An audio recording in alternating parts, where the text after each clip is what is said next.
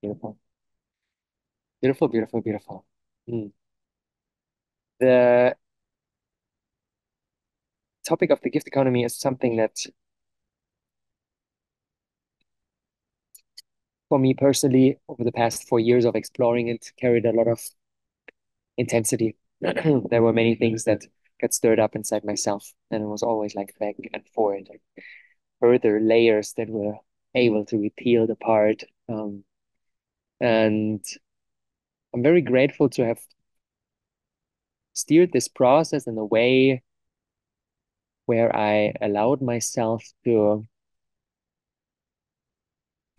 be with the current step, the current task at hand that just feels right, and let my inner compass guide my exploration. So this is absolutely my invitation for today. Check in with yourself, what resonates with what I'm sharing, and try that, experiment with it. And what doesn't resonate, discard that. This is not a blueprint or a tried and true cookie cutter formula. These are just the fruits of my explorations, and I'm nowhere near uh, finishing my experiments. And at the same time, there were many things that already emerged that I feel the urge to put into today's workshop.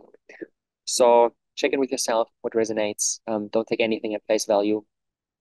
Really use your inner compass to navigate these challenging and at the same time beautiful waters we're going to explore today.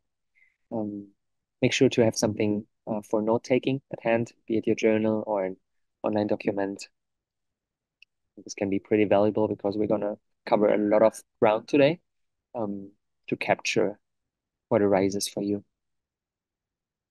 And I want to not I want to I want to dive into the topic of the of how to live in the gift like very holistically, not just on a purely tactical standpoint. Hey, do 1, 2, 3, A, B, C, and then like you're off to go. I believe it's for all the for all the decisions we make in our lives, it's very beneficial to make them with a perspective that is as broad as possible, where we're really looking at this thing that we are exploring from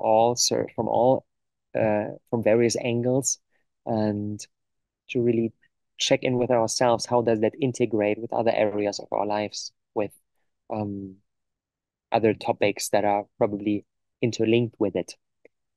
That's very important for me to take a meta level perspective and then to slowly bring things to the earth.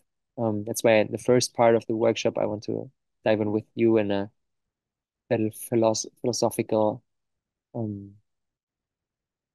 rumination that's really creates the space for all the fruits that are able to grow on that. Yeah, I see this like the meta level perspective, the philosophy. I see this as the basis, and then after that we can look at how to implement this new paradigm approach of doing business, of working, of um, co-creating with each other. And then in the last part, I want to tie everything up together and explore how to live in a gift world and how this might impact not our individual future, but the collective future.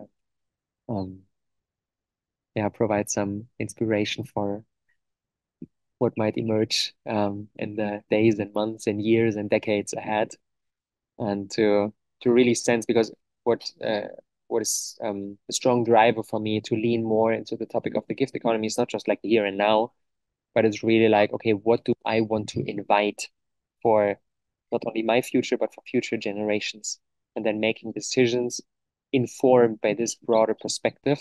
Um, Not only enriches my life, but makes sure that I'm in alignment with what's unfolding right now on a bigger scale. So this is how I would like to end the workshop. And of course, as already communicated, the workshop is living in the gift. So all of you are invited to dive in and and check in with yourself if there's an urge to contribute something to my work. And please know that I receive each and every contribution with tremendous gratitude. And this, of course, supports me putting out there things like these, workshops like these. But there's no uh, there's no expectation from my side. You are totally free to do with this gift whatever you feel that is right for you. All right. Um, I think, let me check. I think we are good to go. All right. In order to kick things off, I want to watch a short video with you, just a 2-minute video that is a beautiful foundation for everything that we're going to explore today. Let me share my screen. It's a video by the amazing Charles Eisenstein. Probably some of you are familiar with his work. He wrote some books that were pretty life-changing for myself. One of them is the book Sacred Economics, which introduced me to all the dynamics that we're going to explore today. So the concept of the gift economy and like how to live in a gift world. And I don't want to talk too much up front. Let's dive into the video and then explore afterwards. Critics of conventional medicine are fond of pointing out that we address the symptoms without really looking into the deep causes. And the same is true whether it's geopolitics or climate or pretty much any of the crises that afflict our civilization.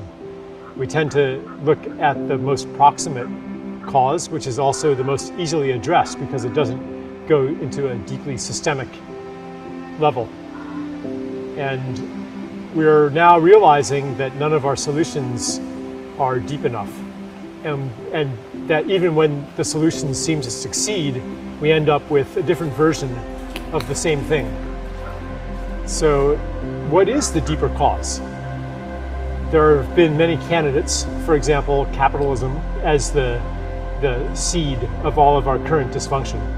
And I spent many years of my life trying to understand what is the origin of the wrongness. And now you can say that there's no wrongness, that it's all perfect, that it's all good, but that metaphysical theory didn't meet my visceral sense that it's not supposed to be this way. The world could be so much more beautiful.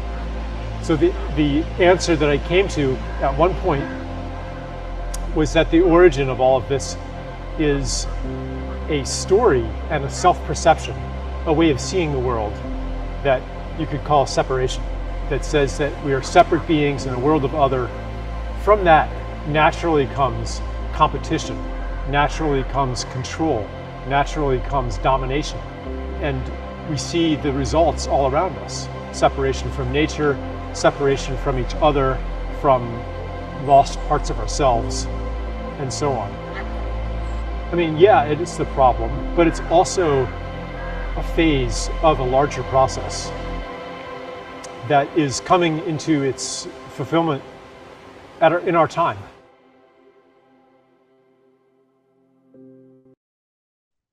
Probably this is not the first time for you that you come across this idea that there are basically two ways how we can live our lives. We can live our lives from the standpoint of what Charles called the story of separation, that we are individual beings in a hostile world where we are separated from others and must fight for our survival. This is the story that humanity has told itself for a long time now, and that is still a dominant story on a global level. And if we believe this story, like all sorts of behavior that is very present on an individual and a collective level makes a lot of sense. It makes a lot of sense to exploit others because like it's better that I'm well than that they are well and I'm suffering because like we are disconnected. Everybody is basically at war with each other. So exploitation makes sense, and taking as much as possible for yourself makes sense. Exploiting the planet makes sense. Paying your employees as little as possible makes sense. try to get a huge margin for yourself, and all that makes sense. But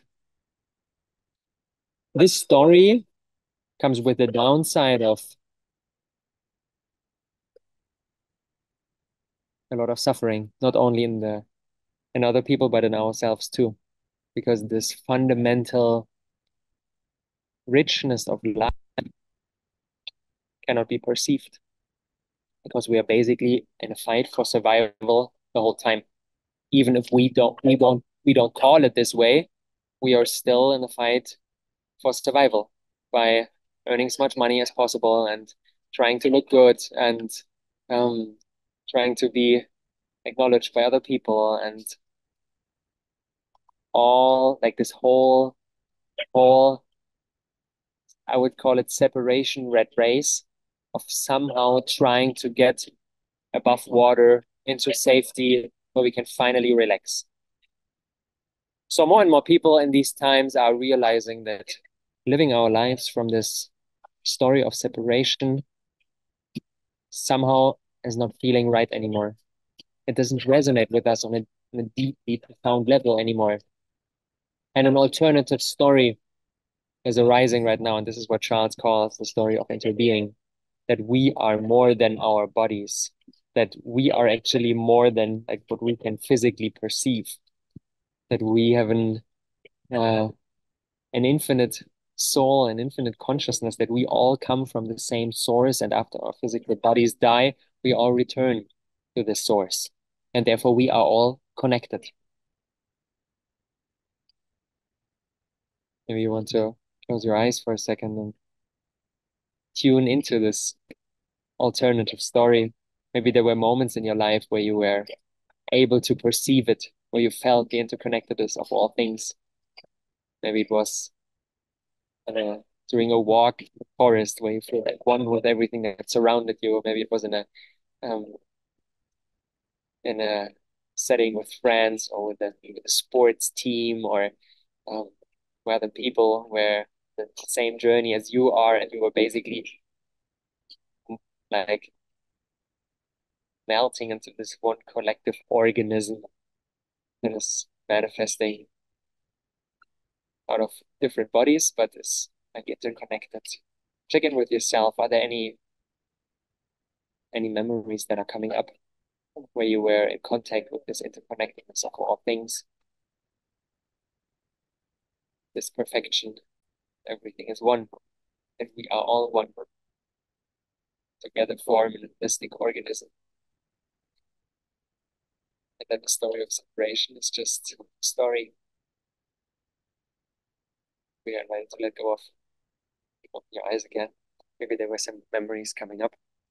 Maybe you didn't feel the story of interbeing yet, but there's a deep longing inside yourself to leave the story of separation behind.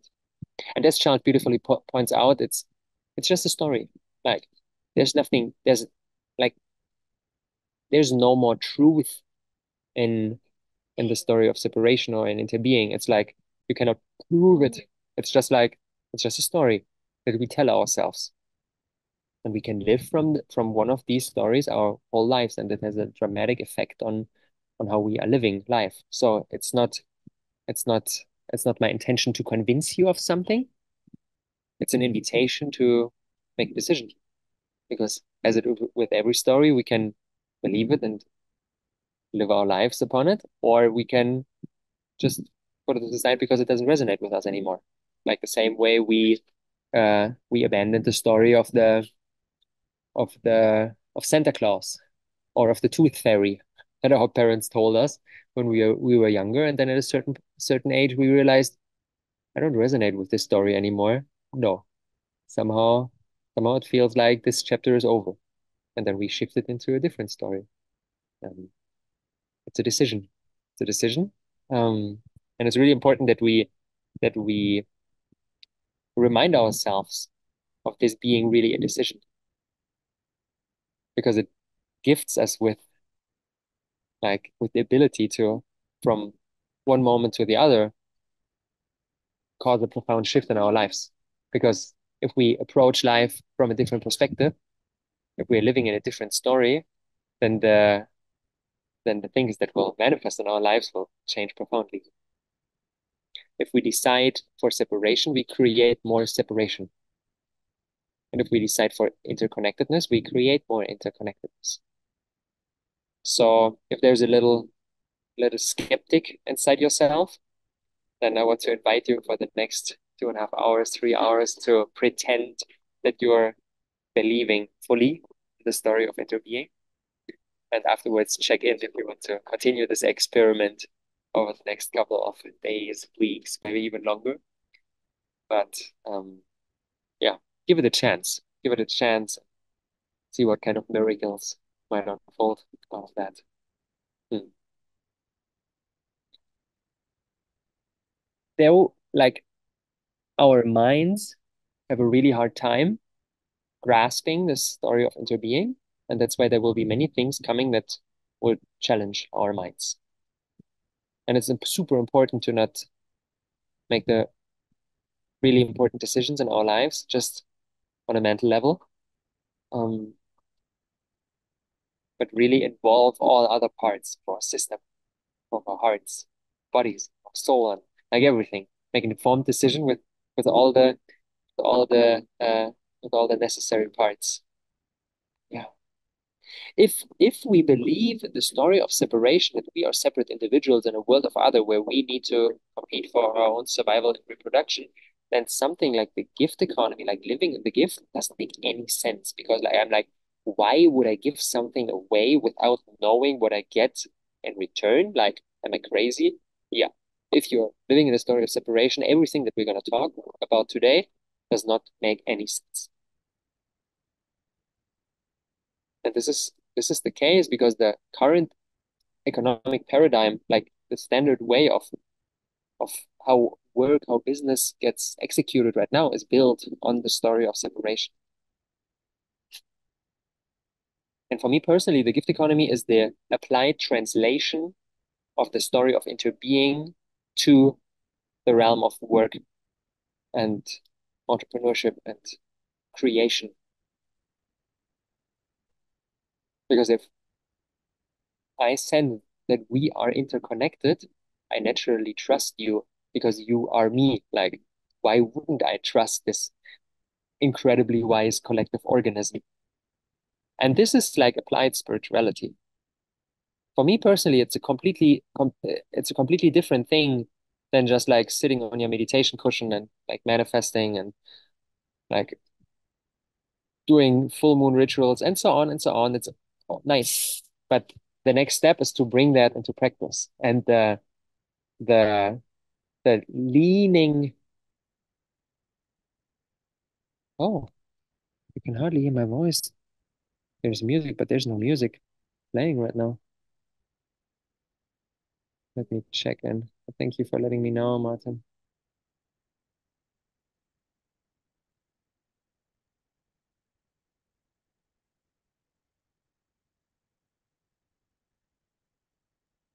Oh, maybe Joey started the Spotify. Nice. Thank you.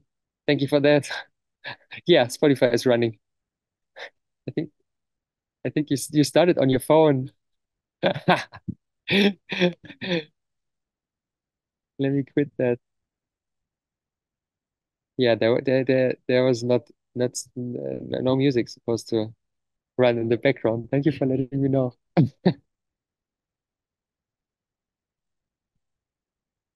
Okay. All right. That should be better. Oh, you didn't hear any music. Oh, maybe Martin, your Spotify is playing. Maybe that's the case. Please check. Please check in. All right. Yeah, for me, the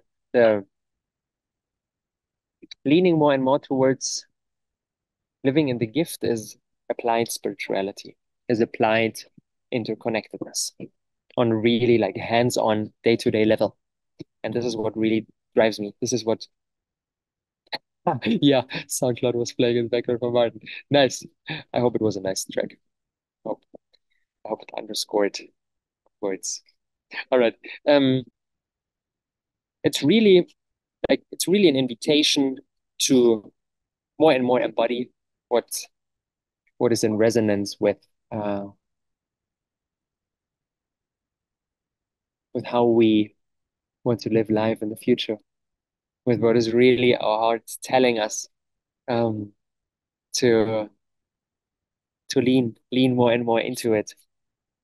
Yeah, this is what I want to invite you today, and make decisions in your life from the standpoint of which of these stories allows me to live the life I want to live in. Yeah, probably the story of separation ensured your survival up until this point. You were alive. You were like, you succeeded. Congratulations, you made it up until this point. The story of separation was helpful. But if we want to live a really joyous, blissful, ecstatic life, then the story of separation is not very helpful. It's very good at ensuring our survival. But if we realize that a successful life is not a life where we survived, but a successful life is a life where we really felt all the intensity that on every level, like the overwhelm and the feeling of being like super stretched because you're leaning into something that feels right, but at the same time it's really challenging and it really like gets all the corpses out that were stored in the basement over years and years. And now life feels more messy and more chaotic and more crazy as before. This is uh, this is highly welcomed. So I believe the more we purify, the more we let go of like all shit, um, the more we can step fully into truth, into what really resonates with ourselves. So that's a question that I would like to pose. Which of these two stories allows you to live the life you want to live in, and why? Take a moment for yourself to really check in. What is your driver? What is your motivation for exploring this realm? Because it takes a lot of inspiration. It takes a lot of motivation. It takes a driver because it's not like, okay, boom, things are flowing, things are easy. At least not in my experience. There are all sorts of challenges that are coming up. So we need a strong driver. Take a moment for yourself to check in. What is your driver? What is your driver for this journey? Maybe you'd like to make a couple of notes if you want to share something with the group in the chat. Let's do so. But yeah, take a moment to sense into what what what calls you onto this path. What makes it impossible for you not to explore this, not to lean towards it.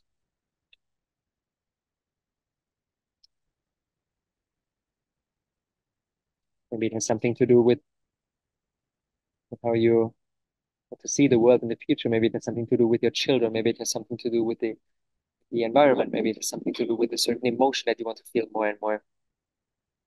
Whatever it is, maybe it's complicated. Maybe there are different components that are all playing together. But it's really important to to honor that and to know what is your driver, what is your motivation for embarking on this path.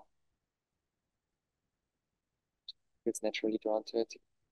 Obsessed about the future for all creatures. Beautiful. Beautiful. All right.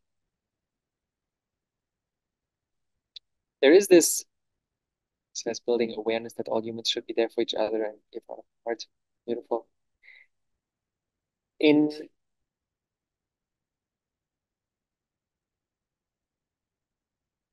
in the gift world, there are certain, I would say, dynamics at play that completely contradict um, the the way we did business, the way we worked in the past. And it takes some time for our system to adapt to these new dynamics because probably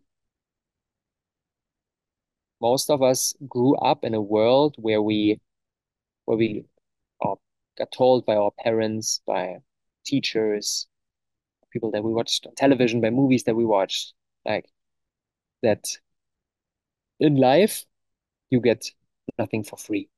Like you need to work hard and you need to earn your success. That's the dominant narrative of how how to succeed in life. But I believe that the truly important things in life are not things that we earned, that we worked hard for. Truly important things in life were given to us. And if we realize that our lives, like I didn't met a single person who told me like they paid a that they paid a bill for being born.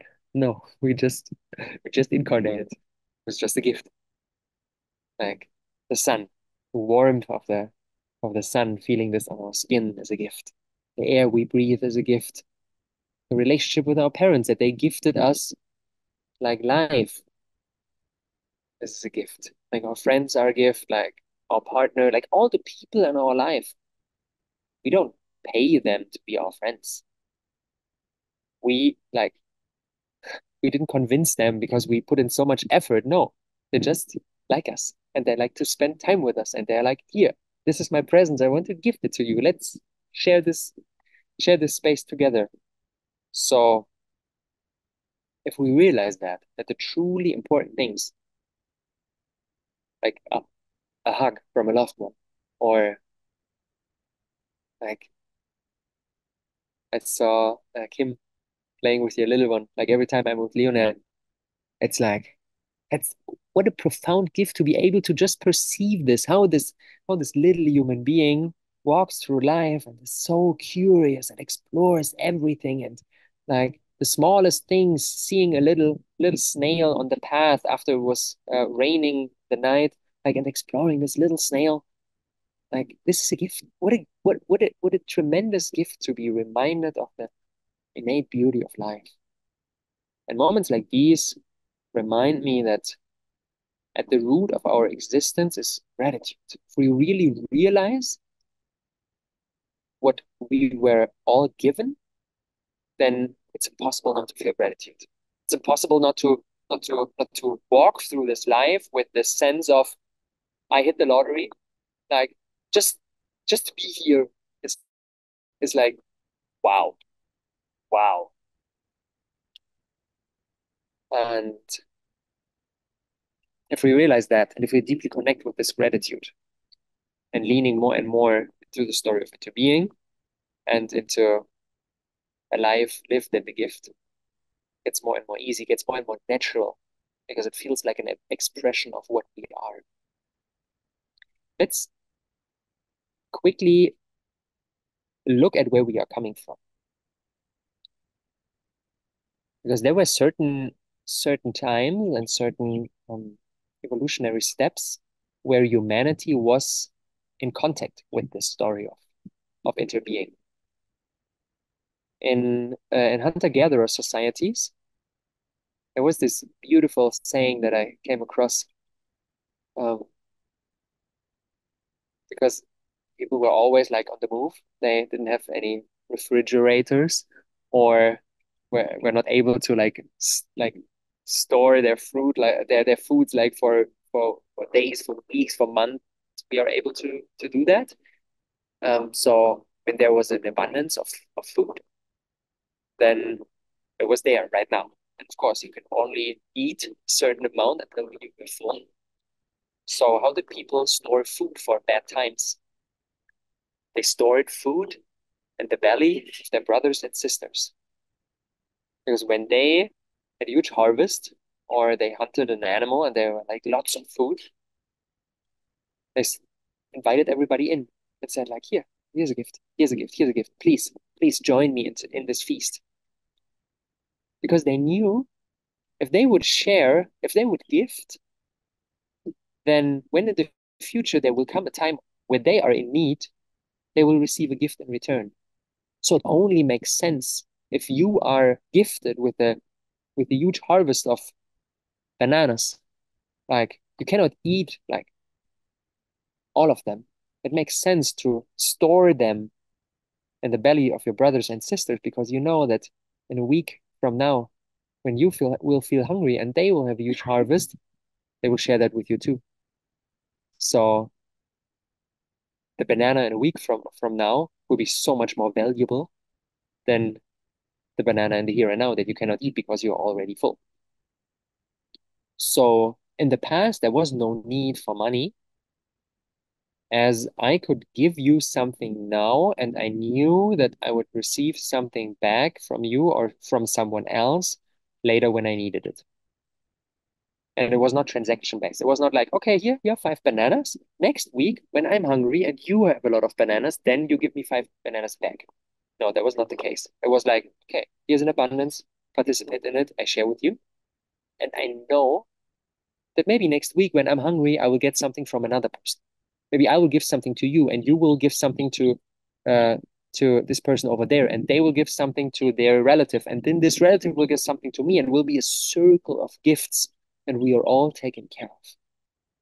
This image truly, truly, truly, truly captivated me because I feel like it's a direct expression of the interconnectedness of all things.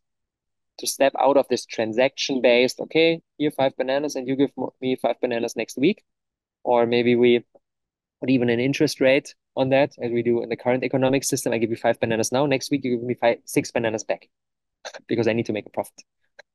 That was not the case in the past.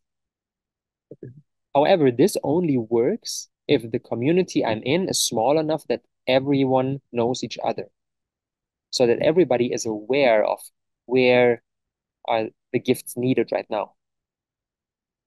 If I'm living in a city with like millions of strangers, of course, it's pretty hard to make that work because I don't even know people. I don't even probably I won't even see them again in my life.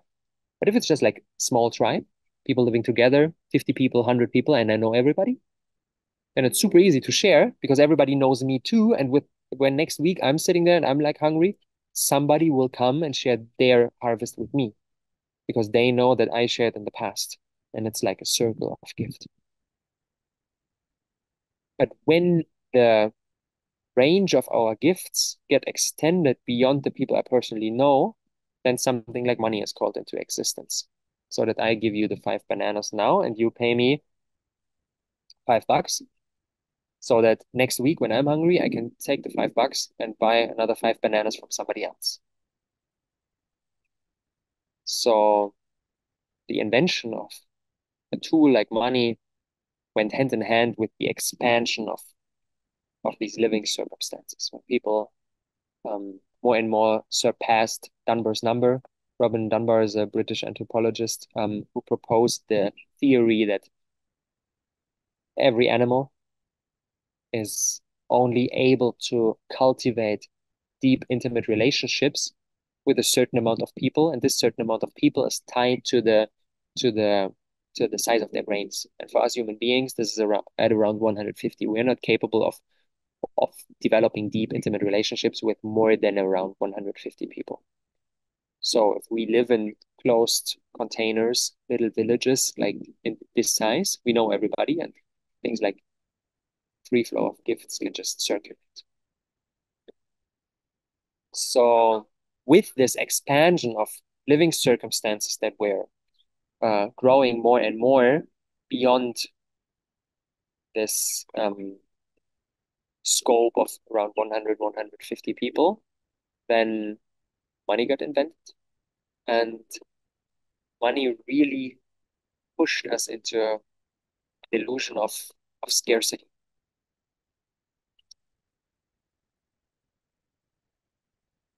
Into this assumption that people are rational and people only optimize for their own benefit.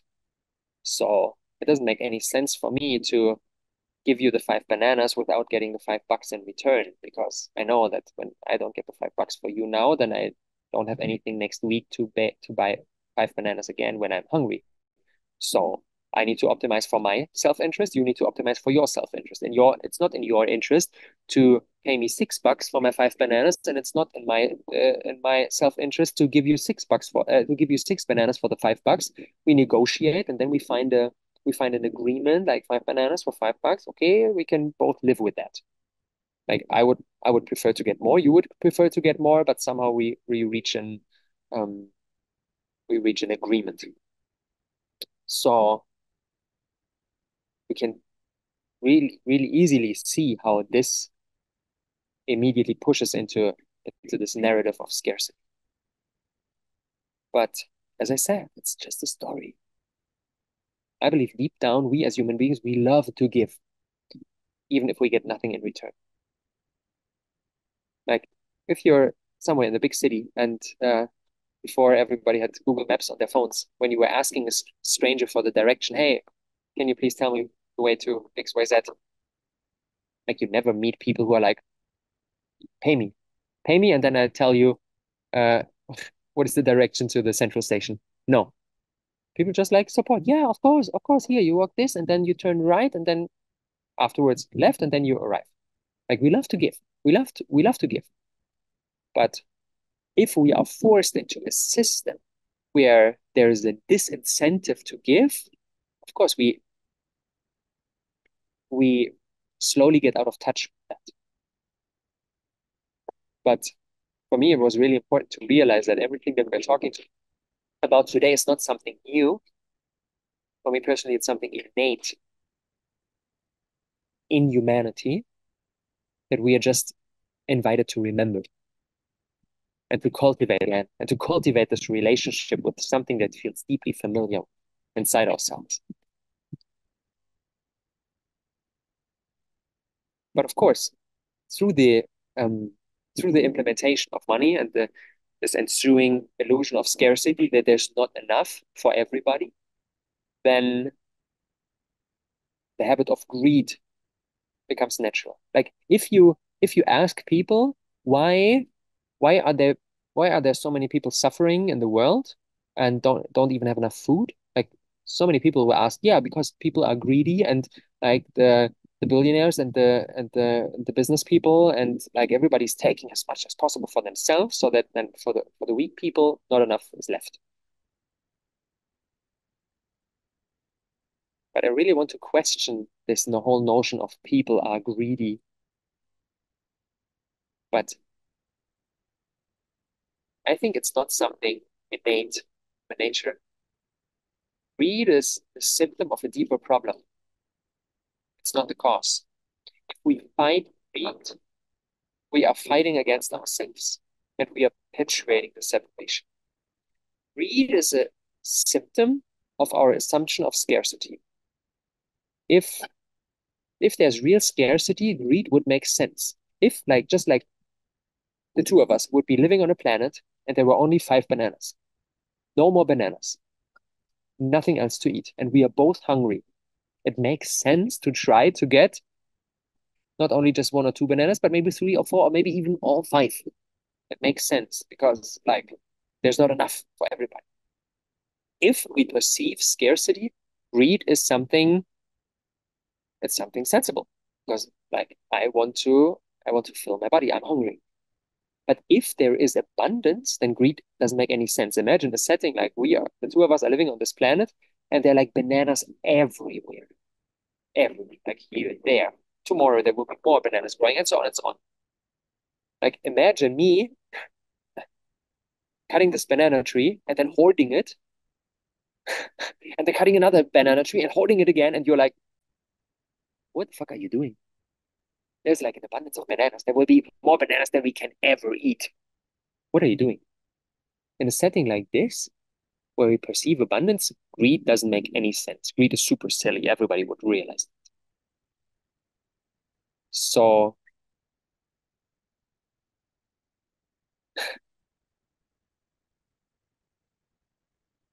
we really live on on a planet of abundance, but we produce so much waste that we lose sight of this abundance.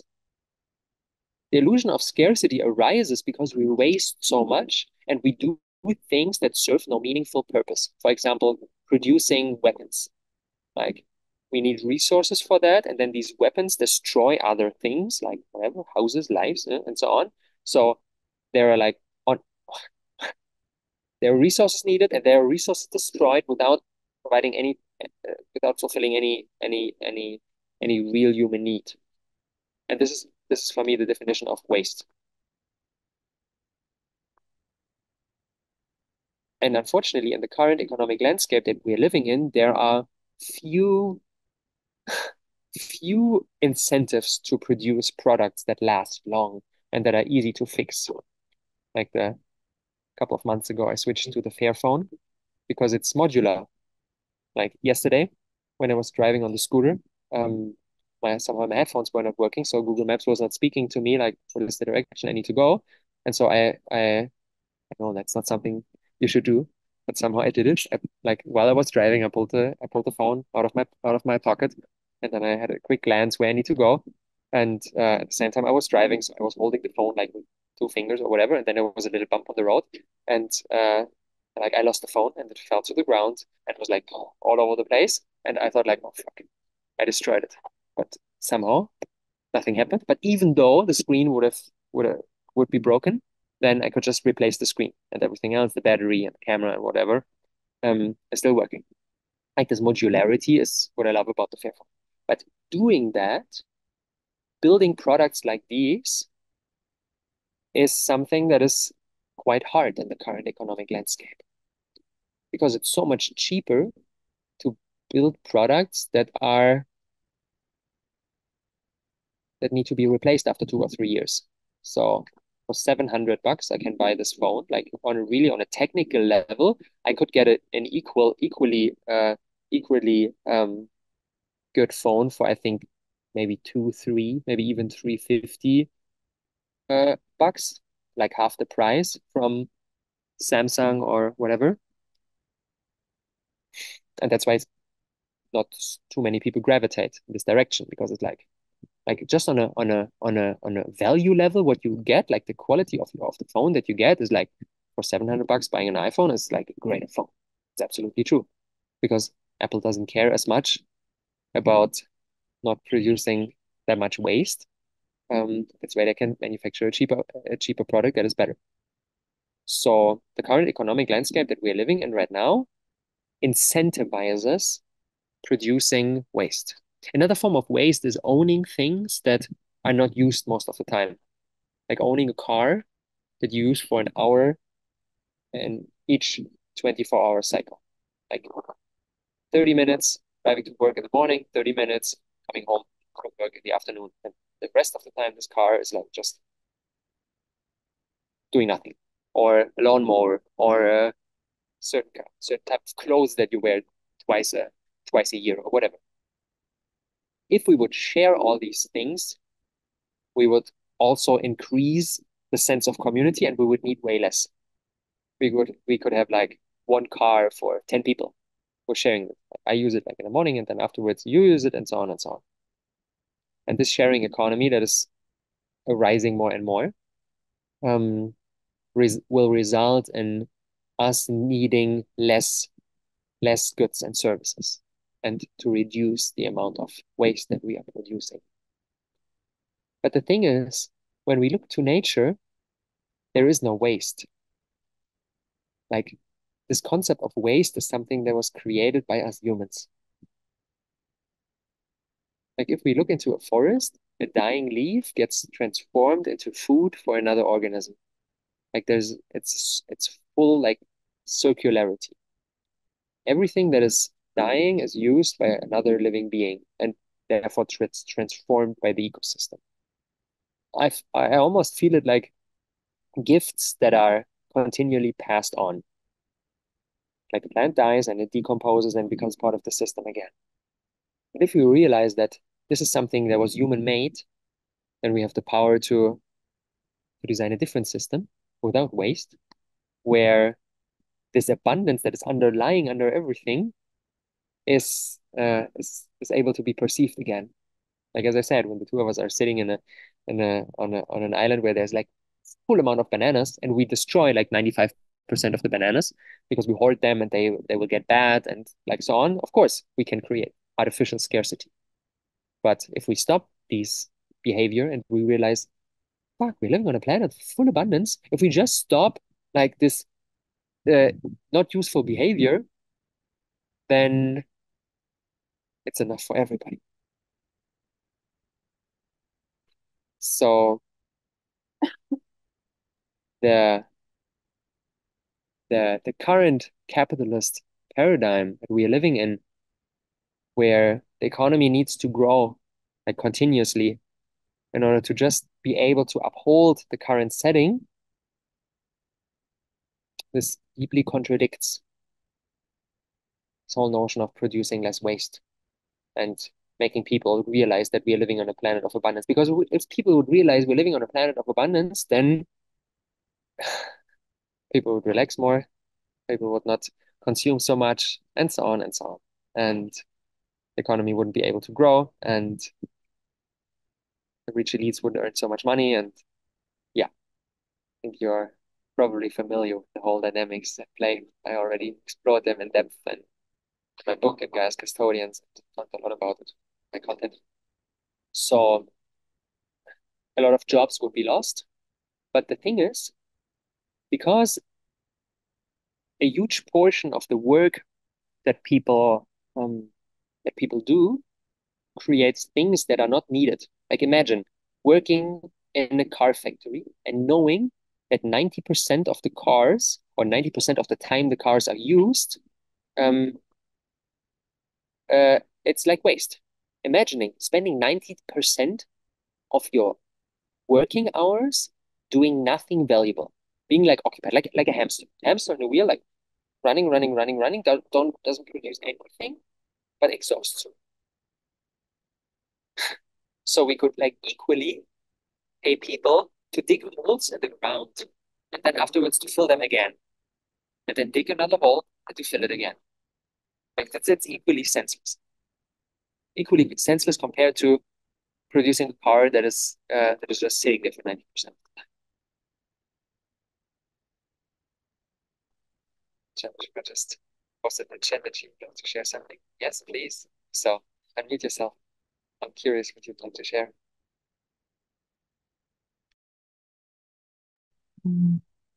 Hello, everyone. The last month, I dived into the topic of trauma healing. And I found when our collective trauma that I can, on my individual level, resolve, then I come into this flow naturally. So I like to see all this on our society and to talk about this. And also I question myself, okay, what can I do? And for me, it's the shortcut.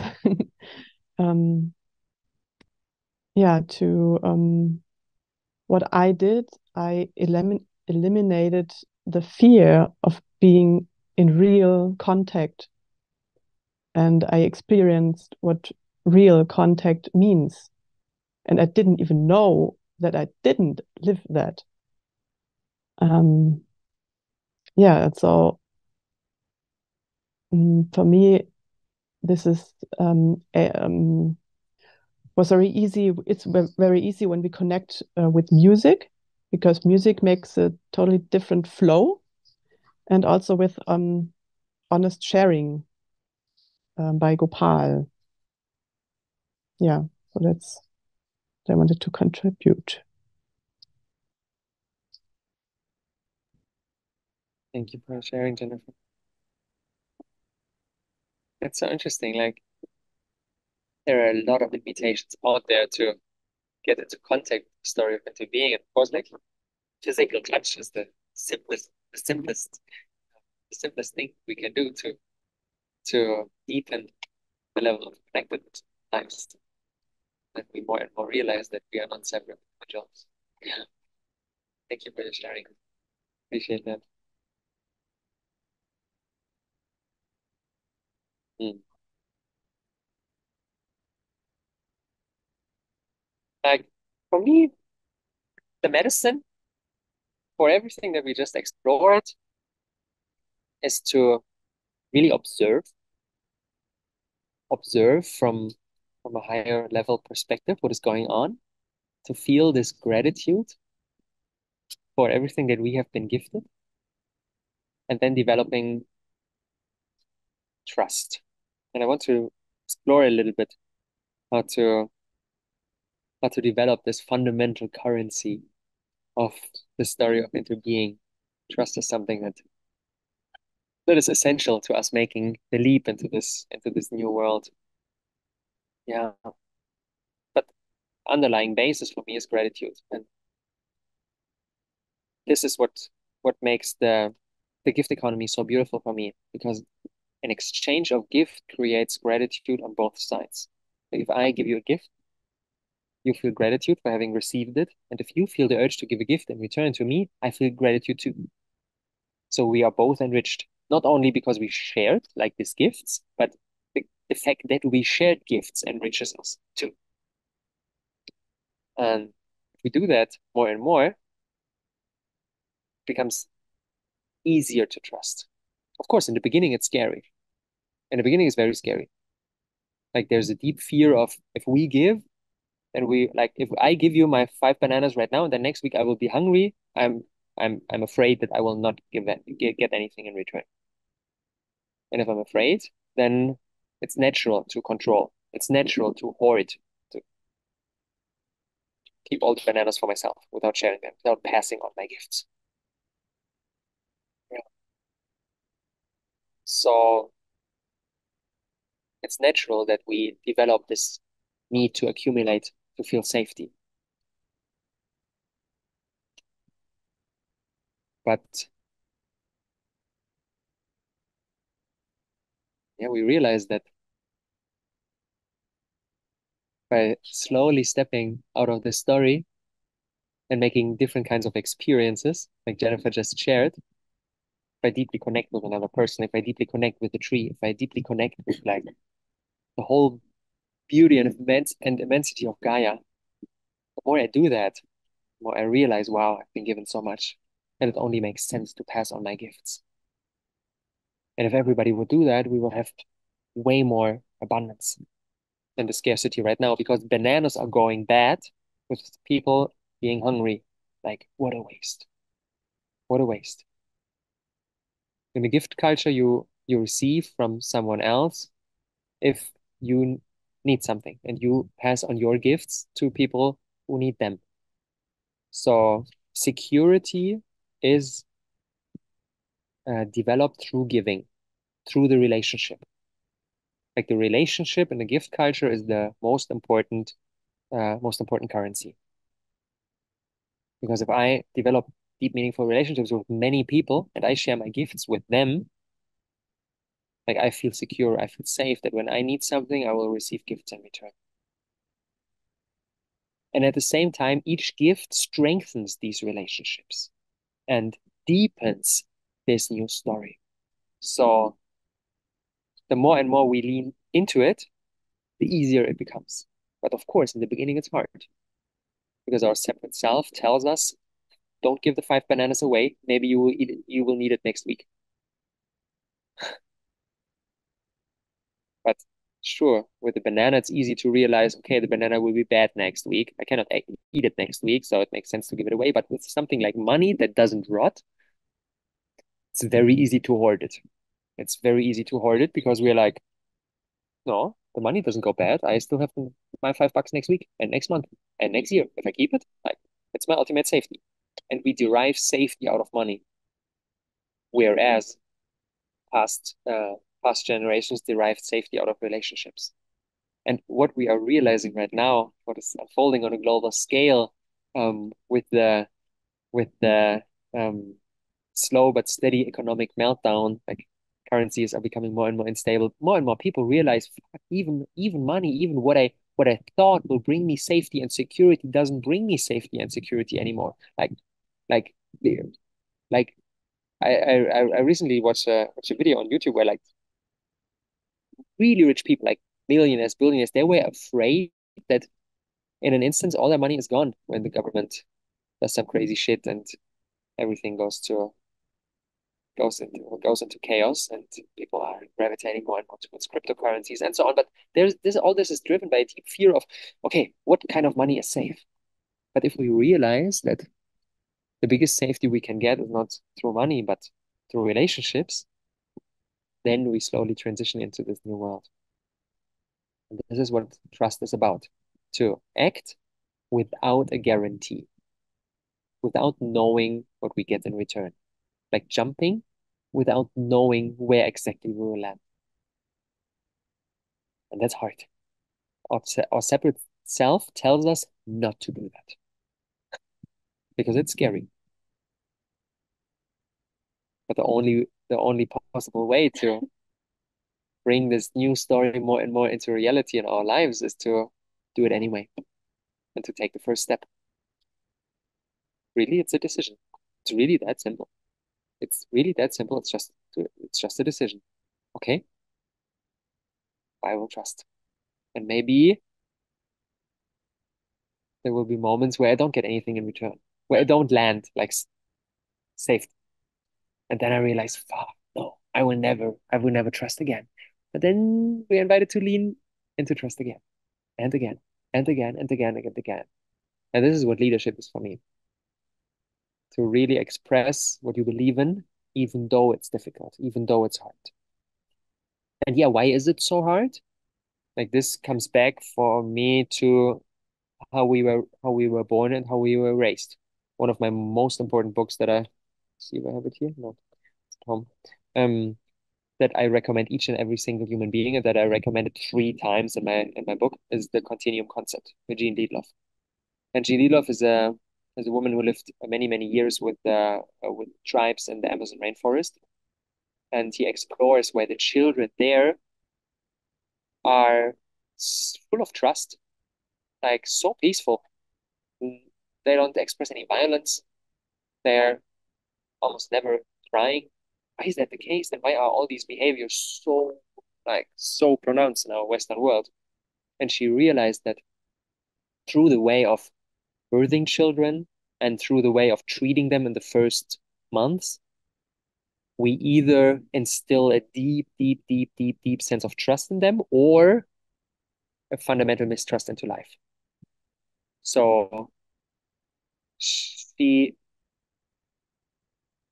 she found out that for this newborn soul, like this really fragile human being, the most important need in the first 6, 12, 18 months is permanent skin to skin contact. Like really, really being like physically close to mommy, daddy, grandpa, grandma, siblings, like any other loving caregiver, like really have this physical contact, skin to skin. And if this need is satisfied, then the the little beings in the Amazon in the tribes in the Amazon, they grow independent so fast because they are like their cup is full. They're trusting. They know that, oh, I'm always taken care of. I'm always taken care of. And then after 9 months, they start crawling, and then they're like off. They don't need their parents, like of course, them for food and sleep and so on, but they're exploring more and more, and they grow independent so much faster. If we don't experience this natural birthing process and this permanent skin to skin contact in our first months, a hole inside ourselves stays where this deep trust into life could have developed. So that's an invitation for you to explore, even though it may be painful, to explore your start into this life. I was born by a C-section, not a natural birthing process.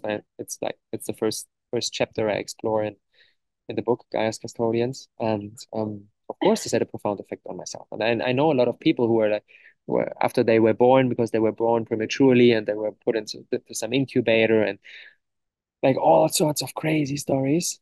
And hearing them, I have a lot of empathy for people struggling with trust because of the experiences they made. And it's a long and intense practice to leave this behind slowly, slowly, slowly, slowly. But our healing journey gets elevated so much by leaning into the realm of the gift. And by doing what is right and not what is easy, and to realize that we are taken care of and that other people give something in return. And we feel like, oh, okay, my first step of trust like gets met and I get something in return. Oh, phew, my system can relax. And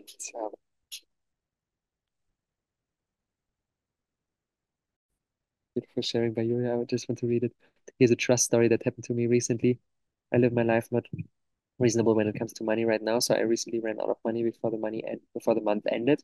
I needed to take a bus for 30 hours without money. And before I entered the bus, I asked two people if they would help me out. The second one gave me €2. I thought I cannot even buy a little cheeseburger with that. And I gave it to the musician who played so nice the piano. And I said, I trust that I will eat on the way. What happened? Somebody saw me never buying anything at the gas station on the highway. He was in a similar situation before, and he came to me after the bus ride and he took me into a little restaurant to have breakfast. And after that, gave me €20. I told him before, and wow, wow, wow, wow, wow, wow. What a beautiful story. And this is like the magic of the gift. Even observing somebody giving a gift is it's part of the healing process. Even observing that, even not participating in that by yourself, even just observing. And that's why I believe like the more gifts that are circulating around and the more people are in contact with that, be it on the giving or on the receiving end or just observing that, we are slowly able to heal and slowly able to trust more and more. But yeah, we have to keep deciding for it. And it's a path. It's a path until it feels super, super normal for us. And what you just said, yeah, this is something that we can practice each and every day. Just like give little gifts, like just little gifts. Like when I oftentimes when I buy fruits and then like I need to pay X amount, I pay a little bit more because I would like to support. Like, or you give the €2 to the musician. Like these little gifts, they won't make you poor, but they instill this sense of, oh, how beautiful it feels to give a gift. And you we this way we strengthen our our gift muscles, so to speak. Yeah.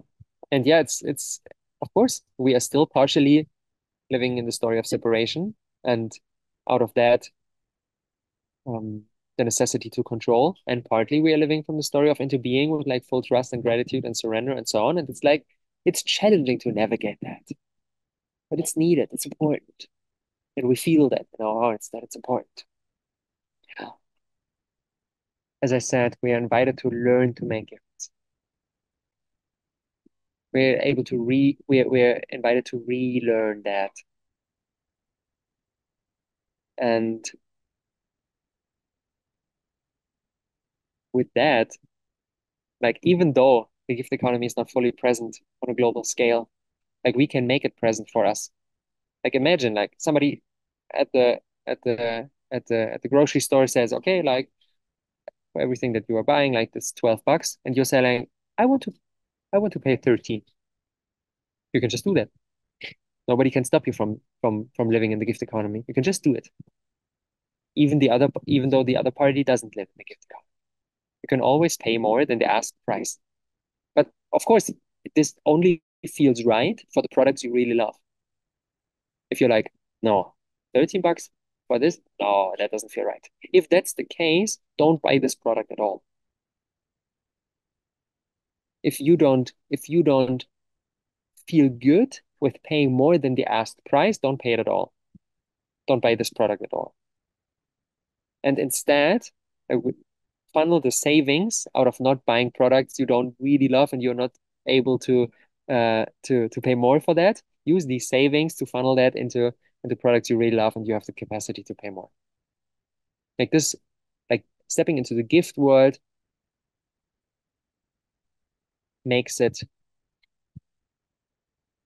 like makes it more and more easy for us to realize what really feels like a gift. Does this really feel like a gift? Does this really feel like something beautiful? for which I'd like to I'd like to give a gift in return, or does it just feel like a commodity, and then maybe it's a wiser decision to not buy it at all. But the the first step is the first gift.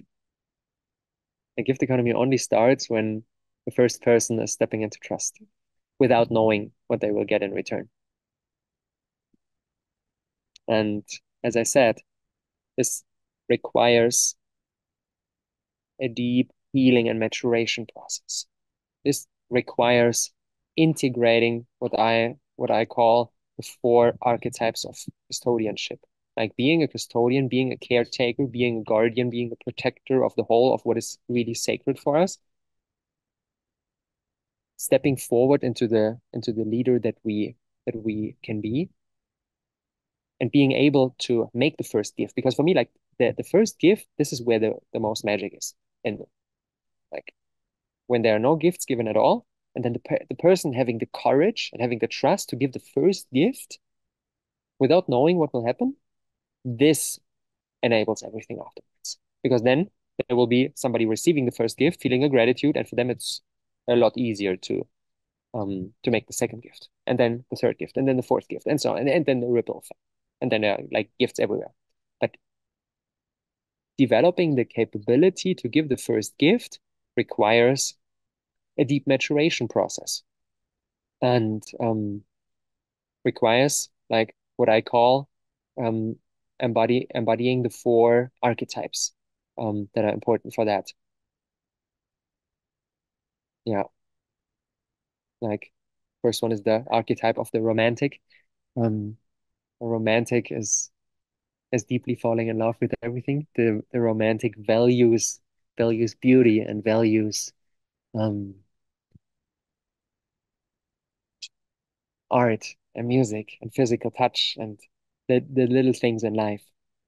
If we more and more cultivate our inner romantic, then it becomes so much easier to step into the gift economy, because we each and every day we are like blown away by the by the sheer amazingness of everything around us.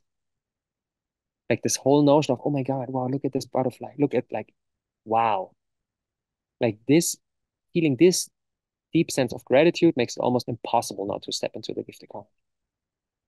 Because the standard way of buying and selling goods and services feels like such a big mismatch with this energy that our inner romantic perceives each and every day, that we cannot participate in this behavior anymore, and then it's mandatory for us to step into the gift world. So it's definitely our invitation to cultivate our inner romantic by being outside, by observing the little things in life and really enjoying it. Yeah, that's the foundation. And then the second archetype that connects to that is the guardian. The guardian has a completely different energy. The guardian is dedicated to protecting what is sacred. Like if the romantic falls in love with someone, something, like the guardian enters the scene and is like, oh my God, I love this so much. I love this human being so much. I love this thing so much. I love this forest so much. I love this planet so much. Okay, let me develop the strength, the physical capability to be able to protect that.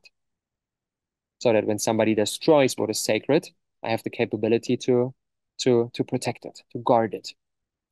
And these two, the romantic and the guardian, play nicely together, even though they bring completely opposite gifts to the table. But if we only develop the contact with our inner romantic, then yeah, we're exploited easily, because the whole world out there doesn't live in the gift yet. So it's important to not only develop our inner romantic, but to join forces with the guardian, and to join forces with the genius. And the genius is playing on the mental level. The genius asks the big questions, like the really systemic explorations of how we can create the mobile of a world, like how we can redesign our economic system, like how does the gift economy really work? How can we set that up? Like the romantic brings a spark to the table, and it's like, okay, I feel that, I want to do that. And then the genius is invited to develop a master plan. How can this work? Like entrepreneurship is the fundamental playing field of the genius. How can I create products and services that are really valuable? And how can I produce them, and where can they flow? And like this whole like strategic game, this is where the genius really thrives in. But then there's a fourth archetype that is preventing us from being too all in, being too determined, because all three of the all of the three that we just explored, they're all like all in, like the romantic. Oh my God, this is so beautiful, like all in. The guardian, I need to protect, like all in, full power, genius, like mental level, bam. And if they three come together inside ourselves, it's easy to become overly committed and to become tense, stressed. And this is where the mystic enters the scene. And the mystic is our invitation to surrender to the greater forces and to give up control. The mystic is really the ambassador of the story of interbeing. The mystic lives in the story of interbeing.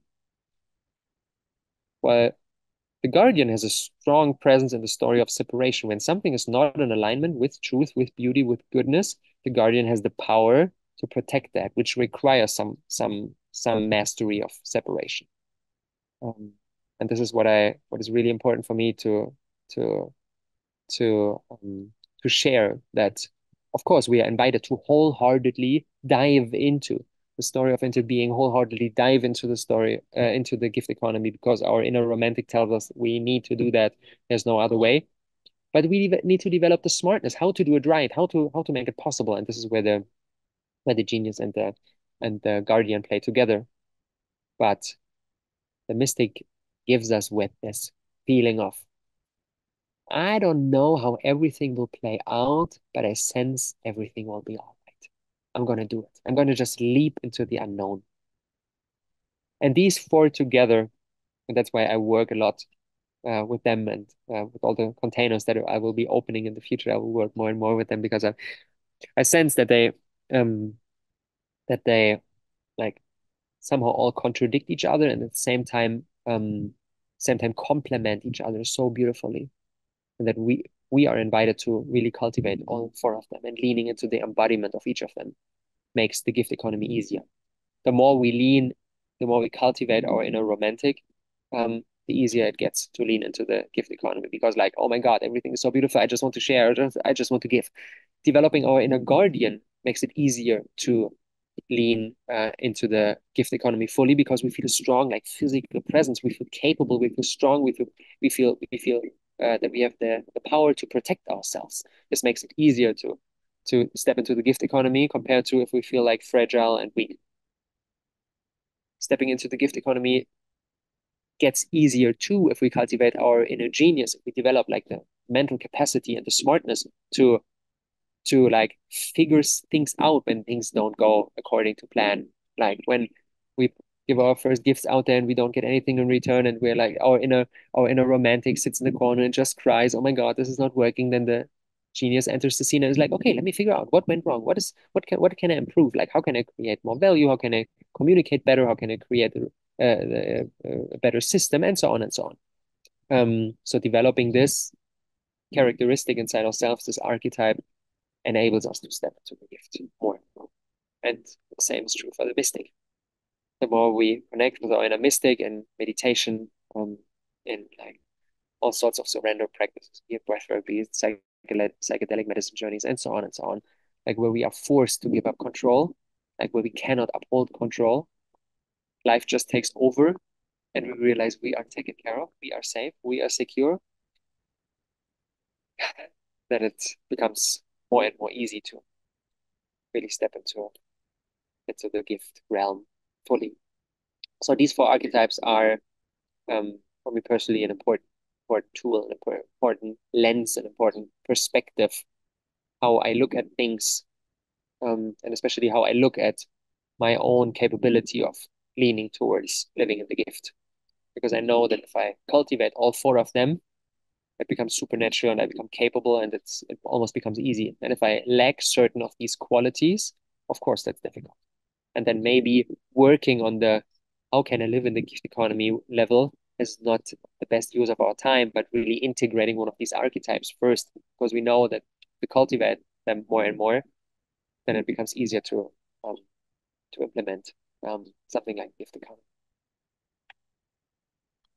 All right. What else is important to make this possible? You realize that we are getting more and more from the meta philosophical level to really like hands-on. How can we make this work? We are invited to integrate all four of the archetypes. Another invitation that I want to put out there is to minimalize our lives. The more fixed costs we have, like families having two cars, like a huge mortgage, and then all sorts of commitments and so on. I'm working with a woman. She's living in Switzerland, and she's struggling financially. Although, like they as a family, they're like her husband has a good job. He's earning like 10K a month, but they are still struggling each and every month to get by. And for the average person, it's like, wow, you're earning 10K a month. Like, how can you struggle? Because they have so many fixed costs. Like all the money that's coming in, like immediately goes out, like here and there and there and there and there and there and there, and then it's like, okay, I don't have anything anymore. But if you would be able to earn 10K and only spend 2K, of course, you immediately live in abundance.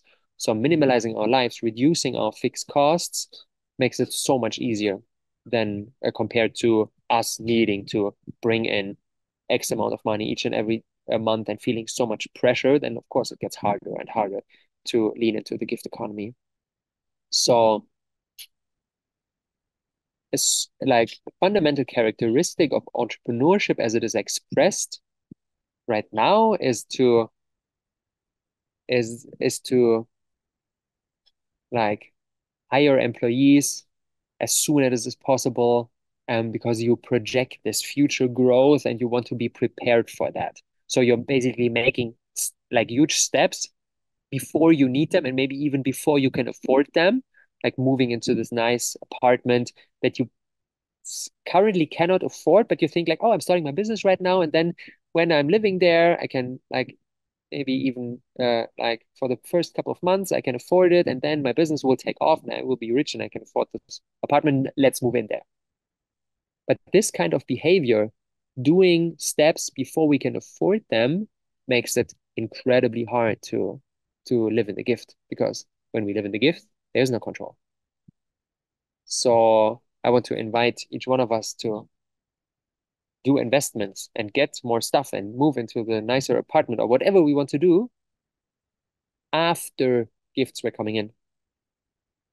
Like not hiring your first employee before you can afford it, but really wait until the point when there's an abundance of gifts, and when you are receiving more gifts than you need for yourself, then you can of course use this capital for team members, for equipment, or for whatever you need to do.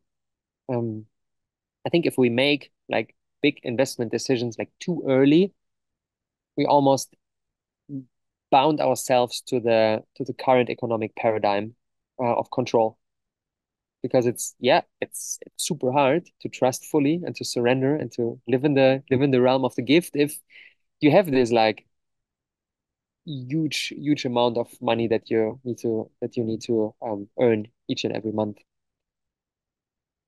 So living a more minimalistic life makes it so much easier, reducing your fixed costs, and maybe even in the beginning living in a smaller space, because we realize when we live in the realm of the gift, we realize we don't need so much. We don't need all these physical possessions. We don't need all this stuff. We don't need these like 3 rooms. If we have one nice room and if we have nature around us, like for me personally, the greatest luxury right now is to live in a little bamboo hut and a little tent, being like immersed in nature. I don't need a lot. Like I don't need a lot of physical stuff. I need a lot from the right things. But if I would live in a busy city, I would need all sorts of things to compensate for this fundamental lack that I feel of not living in the right living environment. But if I live in the right living environment, I like living in a minimalistic life gets so easy. Gets so easy. And this gets elevated by stepping into the gift, because I realize that these relationships that are formed through stepping into the gift more and more, this is more valuable than owning a new flat screen TV or whatever I was chasing in the past. And yes, like with a lot of people I worked over the past years that were curious to lean more and more towards the gift economy. Like for some people, transitioning into the gift economy will result in a significant income drop, which is good because their products were massively overpriced before. Like this coaching bubble we that was really like thriving over the past years, where people were like, oh my God, yeah, and I'm selling my 5K products and then 10K, and like things get more and more crazy and more outrageous and more pricey. And people were willing to pay that. And then so many of them felt a little bit disappointed by the value they received. Like over the past weeks, I had so many conversations with people that said like, "Oh wow, like seeing you transitioning into the gift economy feels so right, feels so beautiful because like last week I had an experience where I invested into this coaching program and then I entered this room and I was like, oh, hmm, it's okay, but it's not worth the money that I invested." So stepping into the gift economy really aligns the amount of service, the amount of contribution you give to the world with the income you receive. The more beauty you put out there, the more support you put out there, the more you make people's lives better, the more inflow of gifts you will get. It's just like for me personally, that's like fair. That's fair because the more you serve, the more you get for yourself. And in the old paradigm, like it's more about selling, being able to sell your products in a convincing way and to convince people to give you the 5K or 10K or whatever up front. But not so many people really put the same kind of dedication and thoughtfulness into designing their products in a way that the person who paid 10K up front leaves the space with a feeling of I would have paid 20K. It's such a great product. This is what we should be thinking about. And if we step into the gift economy, like this gets aligned, our personal needs get aligned with the needs of our clients. And that's why it just feels that's why it just feels right. It just feels fair to downgrade people's income if in the past they were just like charging too much. And of course, this feels like for separate selves, this feels not nice. This feels not nice, but having the humility and having the broader perspective to do it anyway, to align ourselves with truth, where we in the past like got stepped out of truth and to realign ourselves with that, even though it's uncomfortable, that's an important quality. It's a really, really important quality. With the gift economy, we really see like what is the value we put out there in the world. Another important component that nicely connects to that is how we see our work. If we need the upfront payment of the 5K for our online coaching program in order to feel motivated to actually host this container, then probably this is an invitation to question what we're doing anyway. Because like this whole notion of compensation is based on the assumption that work is not enjoyable and that we need the money in order to get something in return for the hustle, for the effort we put out there. For me, this doesn't feel right anymore. Like I'm called to just follow my sacred work. Like like imagining compensating Michelangelo for painting the Sistine Chapel or compensating Mozart for his compositions, like this just feels wrong. Like imagine like he's producing this or Leonardo da Vinci, my favorite example, like he painting the Mona Lisa over like 10, I don't know, 10, 15 years, the most famous painting in the whole world. And then he gives it to someone and then he's like, okay, I'll send you my invoice next week. This feels totally off because like you are producing such an incredible piece of art, like an invoice, really? Like the most sacred work for me can only be given away. Certain things are too good to sell. We can only give them away because otherwise this would somehow reduce the uniqueness, the magic, the spirit of this creation. Like leaning into this image has done so much for me.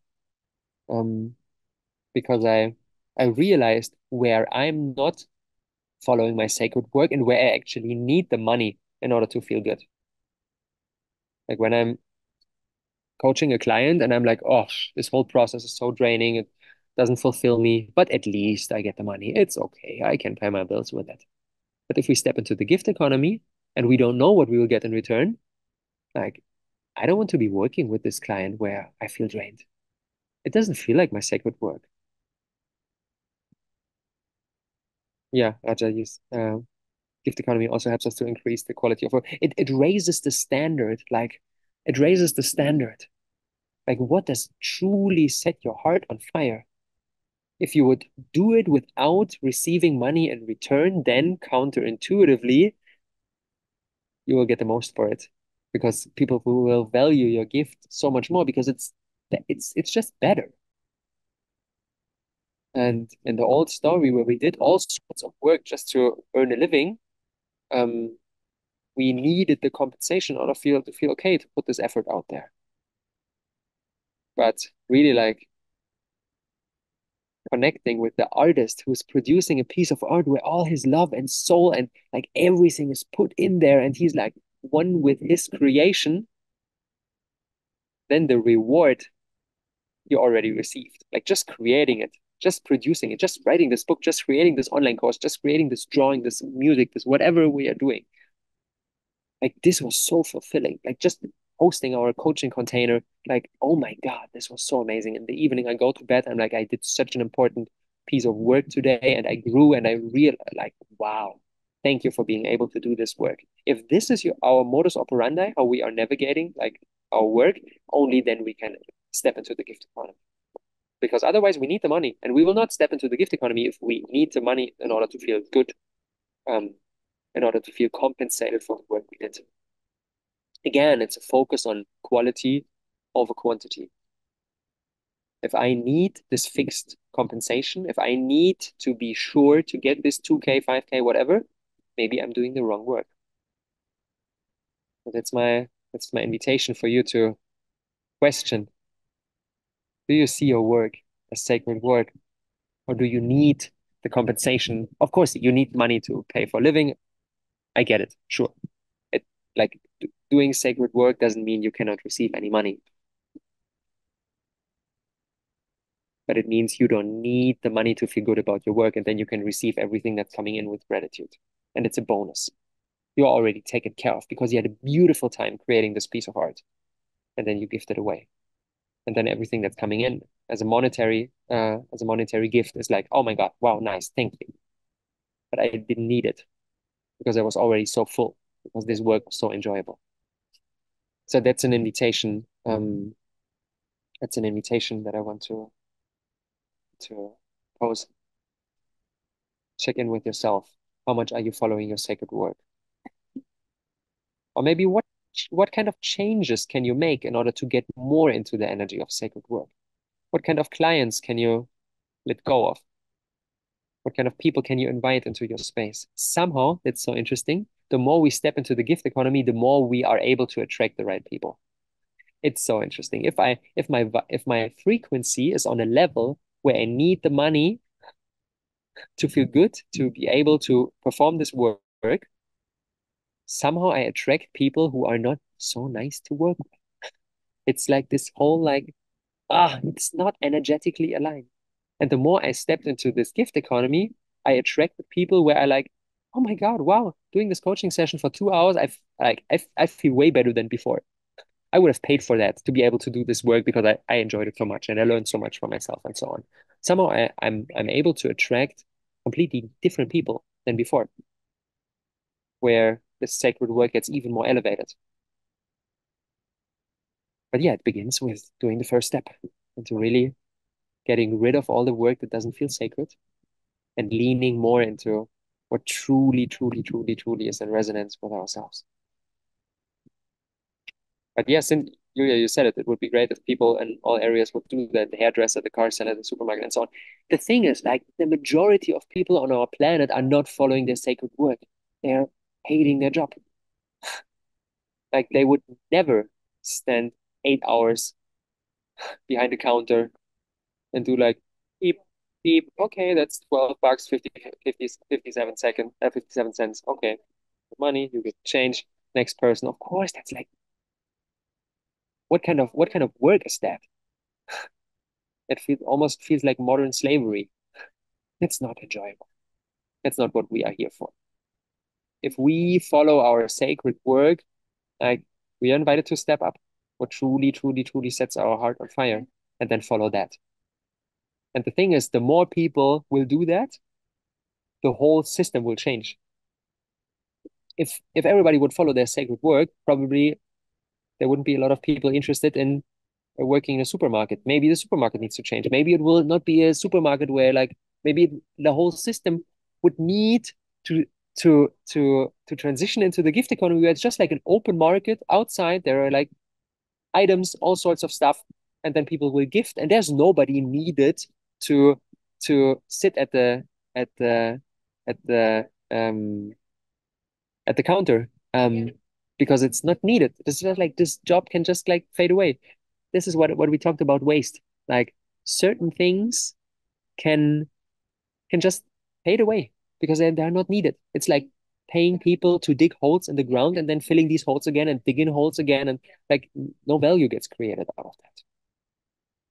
Like, this is a frequent argument that I encounter a lot. Like, okay, if everybody would go into the gift economy, nobody would clean toilets anymore. Nobody would do X, Y, Z. Yeah, maybe we need less of these things. Like, maybe we need less of these things. And it's a good thing that people are not able to work in a supermarket anymore.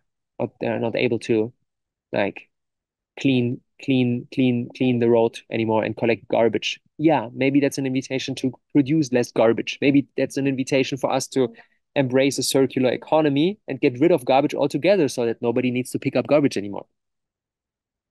This is the kind of systemic changes that we are invited to to envision. And take a deep breath. There was a lot of ground that we already covered. And before we step into how we can implement that, how can this look like on a physical level? Like how can we do business in the gift? Like, how can this look like on a tactical level? I want to share a lot about that too. Let's do a quick.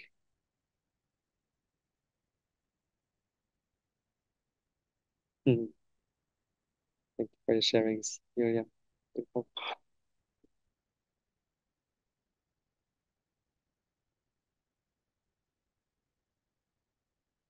How can this look in practice? How can we implement that?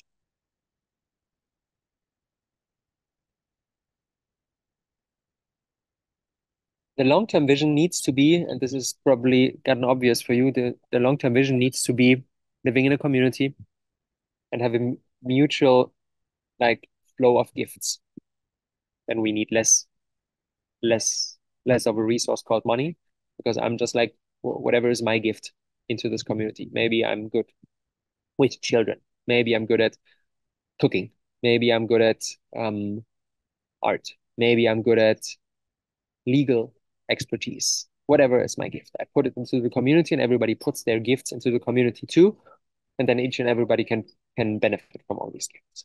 Of course, that's, for me personally, that's the only setting that where I can really, on a fundamental level, see a gift economy fully functioning. Like, we need those highly interconnected settings. If we try to make it work with strangers, it's always like, we can we can we can go pretty fast, and I want to provide some tactics how we can do that, but we're not able to embody that like 100%.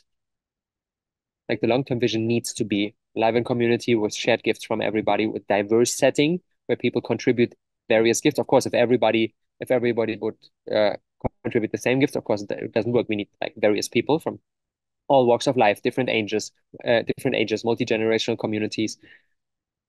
where each and everybody is contributing something different.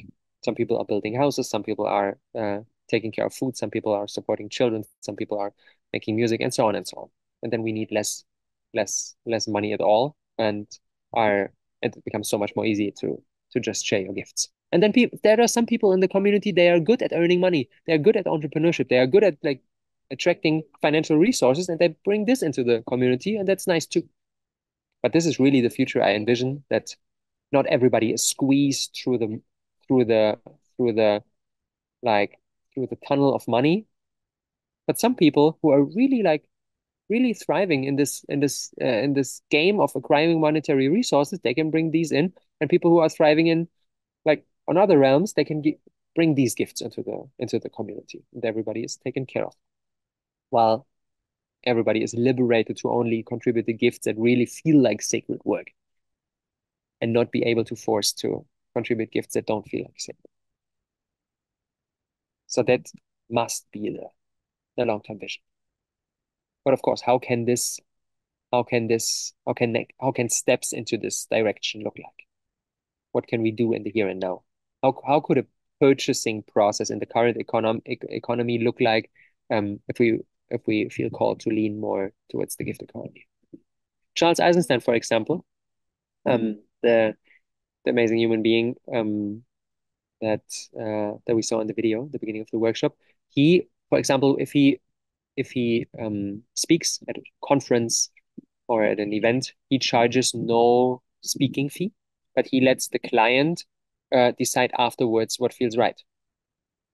Of course, the client needs to pay for travel expenses and for accommodation and so on, everything that like is necessary for Charles to travel to this place and speak at this conference and so on. Like the client takes care of that. But what like the client, the host of the event, really feels called to gift for the value that Charles brought to this event, he totally lets the client decides how to do that.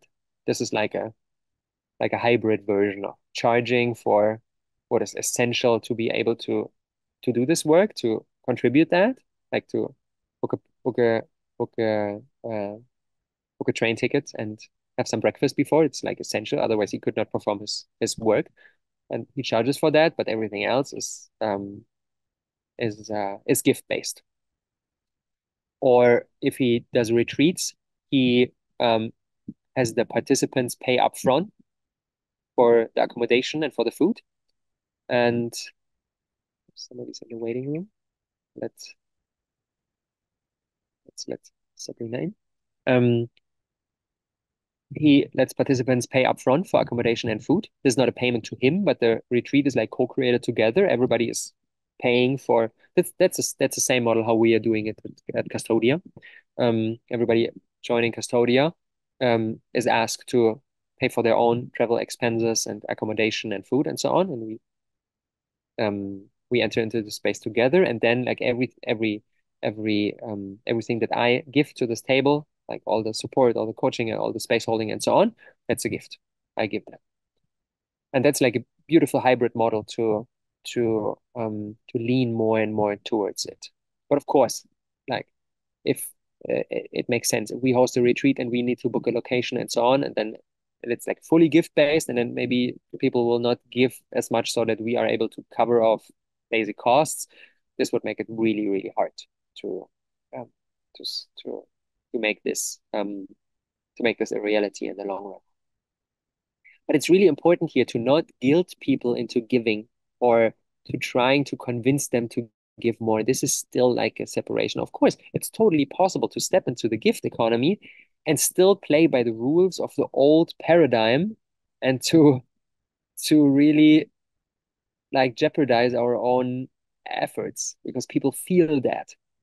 Like if somebody gives you a gift and you feel like, oh, do you like my gift? Oh, please tell me you like my gift. Oh, do you want to give a gift in return? Oh, I would really appreciate a gift in return. Oh, by the way, asking them the next day again, by the way, do you want to give a gift in return? Maybe today?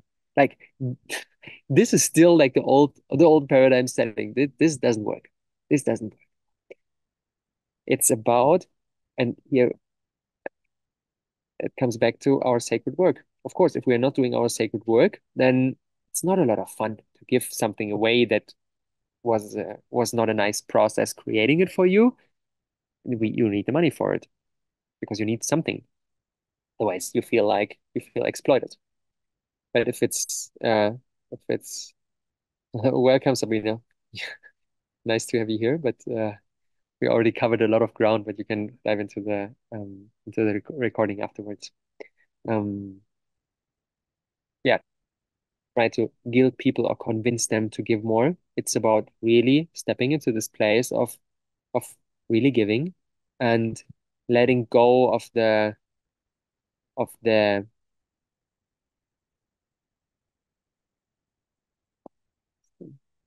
technical issue here. Wait a second.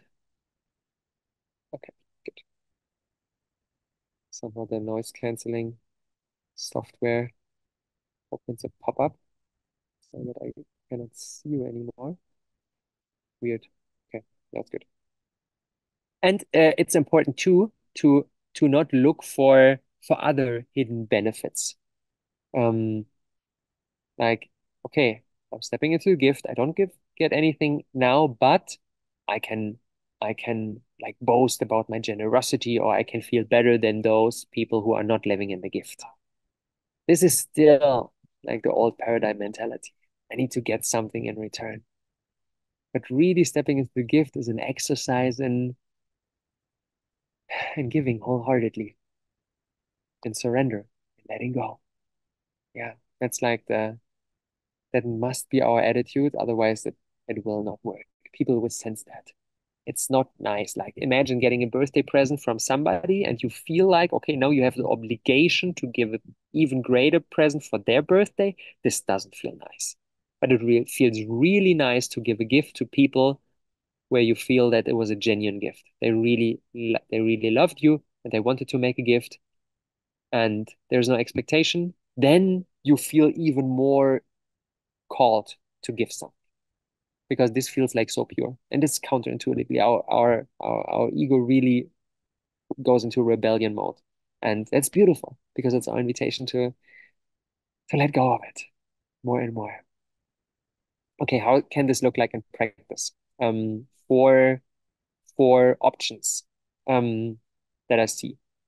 First option is what we already explored, how Charles is doing it, how I'm doing it in Custodia, to have an upfront, I call them co-creation costs that we charge, like that's fixed, and then invite people to do a gifting for whichever amount they feel the urge to, or maybe they don't even feel an urge to give a gifting at all, and that's totally fine too. But we covered all the basic costs. So, for example, like as a kind of uh, if we work as a plumber and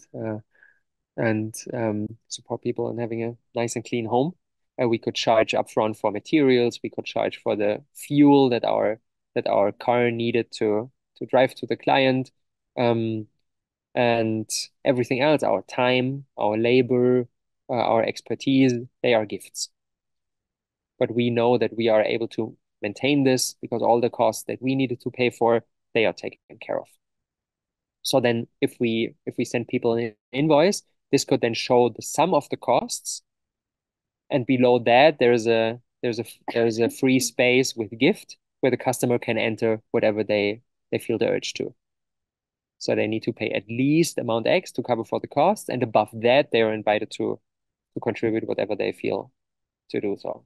So that's something I already tried a lot with different retreat containers for with mentoring programs and so on, to charge the co-creation costs upfront and then let people gift whatever they feel the urge to. You could easily do that. That's like you could do two different invoices in the beginning. When somebody signs up for your retreat, they get an invoice to pay for all the co-creation costs, and then later on they let you know, oh, I want to contribute X amount, and then you can send them an invoice and they can settle that. Like this is how we can make the gift economy possible in the current economic paradigm with our companies, with our whatever organizations we are running. Later on, I will share an experiment that I'm currently embarking on to leave even this behind. But it's important to make the transition and to really make it work in the current setting wherever we are right now. So like this first option with upfront co-creation costs and then later on a gifting, is uh, how we could really blend this nicely into how we are doing business right now.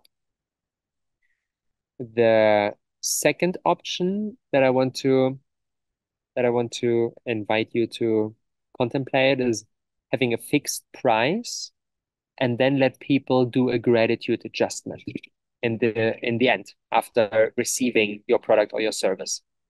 That's something I tried too in the past. There is that's like really inspires me. There is even a law firm, the Valorum Law Group. They have a value adjustment. They have a value adjustment space on their invoices where the customer is able to adjust the price up or down, which is really beautiful. Say like, okay, the standard price for our service, for our consultation is whatever, 2K, and then the person is able to sense, okay, how do I feel about having received this service? Do I feel like, oh my God, this was worth so much more? I want to pay 2.5K or even 3K? Or does the person feel like, oh, actually, I'm not really happy. It was okay, but I would pay 1.5K. And then the person adjusts this price. And then some people will adjust it like they will lower it and some people will raise it. And it really, as I said, it aligns the pricing with the value we created. So it feels, for me personally, it feels super fair. It feels like the only sensible way to do business. Like imagine charging someone 2K where they sense like, actually, this was worth so much more. I would have paid 3K. Feels unfair because the value you produce was so much greater than what the customer paid for. And then in the other setting where somebody is not happy with the service and they only would pay 1K, like this feels equally unfair, but in the other direction. So it, for me, it makes so much more sense to let somebody pay 3K and somebody pay 1K. And in the end, we have the same 4K, but everybody is happier because everybody like would be able to align their pricing with the value they received. And in the end, we feel so much better too because we didn't exploit anybody. And at the same time, we let people contribute even greater gifts, and we feel nourished by that. So this like fixed price with gratitude adjustment is a beautiful way to to lean more and more into the gift economy too. And it has the benefit of giving people a lot of guidance. Like for clients who are not used to the gift economy and maybe they never heard of it before, like this can be super challenging because like they're like, oh my God, I don't know how to arrive at a amount that feels fair. Like how do I do that? Fuck, I have no idea. And it can be really overwhelming for people. Um, so maybe starting with a fixed price and the gratitude adjustment is a nice step that we can do. We are like, in the past, I sold this online course for amount X. In the past, I sold this product for amount X. But I want to lean more and more into the gift economy. So I want to propose the following. You pay upfront amount X that I charged in the past, but then in the end, you are able to do a gratitude adjustment, and either you can do another gifting, like raise the price if you feel that you want to contribute more, or if you feel that no, you're not actually not happy with the price you paid, you can lower it and you'll get a partial refund. It's a really nice and easy step to to lean more into the gift account.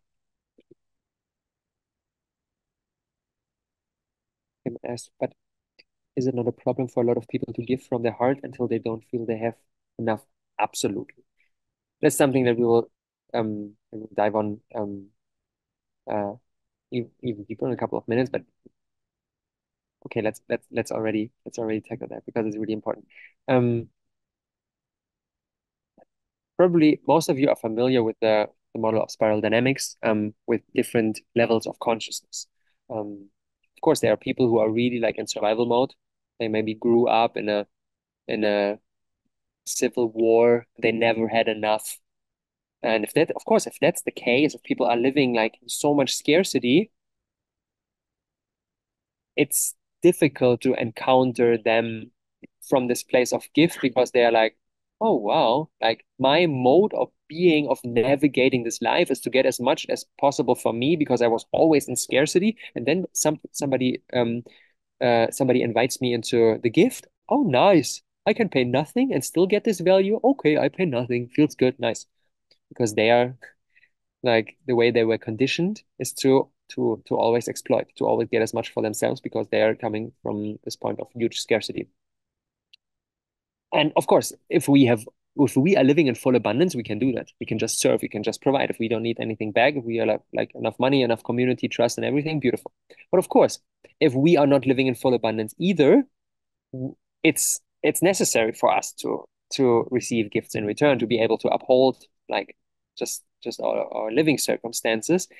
And then it's important to maybe embark on our first experiments in the gift economy with people who are already living from a stage green or above in spiral dynamics terms. Like stage green is really focused on creating win-win situations, on developing relationships, on stage green has a deep connection with like empathy and wants to feel others feel value too and not just themselves feel good. So if this quality is present in a client and if they are really able to optimize for both, then that's a huge invitation to try the gift economy because you can really be in it together. You can navigate it as a team. You're like, okay, two of us, we are trying something new. How exciting is that? Okay, tell me, what are your needs? How do you feel about that? I can tell you my needs, how I feel about that, and then together we can check in like what truly feels right, so that we both leave this setting with a feeling of being enriched. So it's important to check in where you feel the urge to give your gifts, and maybe where you don't feel the urge to give your gifts because you have a sense that they will be exploited. Says, I think the gift economy really challenges millionaires and billionaires on this earth to give so that we have more fairness, but I don't see that. Like as I said, everything begins with the consciousness. Of course, you cannot convince somebody of that. It's a story. If people are deeply immersed in the story of separation, of trying to exploit, trying to get as much as possible for themselves, everything that we are talking about today is like, what the fuck? It doesn't make any sense. This feels like the least sensible thing to do in the world that I'm growing up in. And of course, that's true for probably 95% of the people on this planet. But there are a tiny minority of people that sense this doesn't feel right. And I want to do it differently. I want to align what I'm doing with like the values that are present in my heart. And only then it makes sense. And of course, this requirement is not only present for ourselves as creators, as entrepreneurs, as visionaries, as pioneers, whatever we are doing. It's an important criteria for the people we are working with too. And that's what I said. The moment we step into the gift, we probably are able to attract other people. Yeah. With whom we can really make this a mutually beneficial experience. All right, let's explore another possible implementation of the gift economy. We can do, this is something that I tried in the past too, we can do a free gifting, but with a price anchor. This is similar to the last option that we explored, but it's a little bit more of letting go and surrendering and stepping into the gift fully. So this could look like if we are working with a one-on-one client, that we say like, okay, in the past, I would have charged amount X for my service, but I want to lean more and more into the gift economy, so I don't charge you anything up front. I invite you to gift whatever you feel the urge to do so, but I tell you what I would have charged in the past so that you get a little bit of guidance and that you have a feeling of, okay, what did other people pay for that in the past, and then let the client decide what they wish to gift after they have been educated. Maybe somebody never booked a coaching before. Maybe somebody never booked whatever your product or service is. Maybe somebody never booked it before and they don't have any any reference of what could be appropriate to gift. So it could make it a lot easier for them to know, oh, okay, this is what people paid in the past, and then I can sense, okay, do I feel the urge to pay more or less? Or yeah, that's another like nice step into the realm of the gift. Yeah, still providing some guidance, but at the same time, it requires us to lean a little bit more than the past option where we charge something up front and then let people do a gratitude adjustment in the end. And then, of course, the fourth option is like 100% fully free giftings. This is the setting that is present in this workshop. It's like I don't tell you any reference like price for workshops I charged in the past. There's not like something upfront you needed to pay in order to be able to attend here, and then you could adjust in the end. It's just like completely surrender. It's just like completely free. You are able to do with this gift whatever you feel the urge to do. Of course, this is a step that for most people is the scariest, and this requires the most amount of surrender.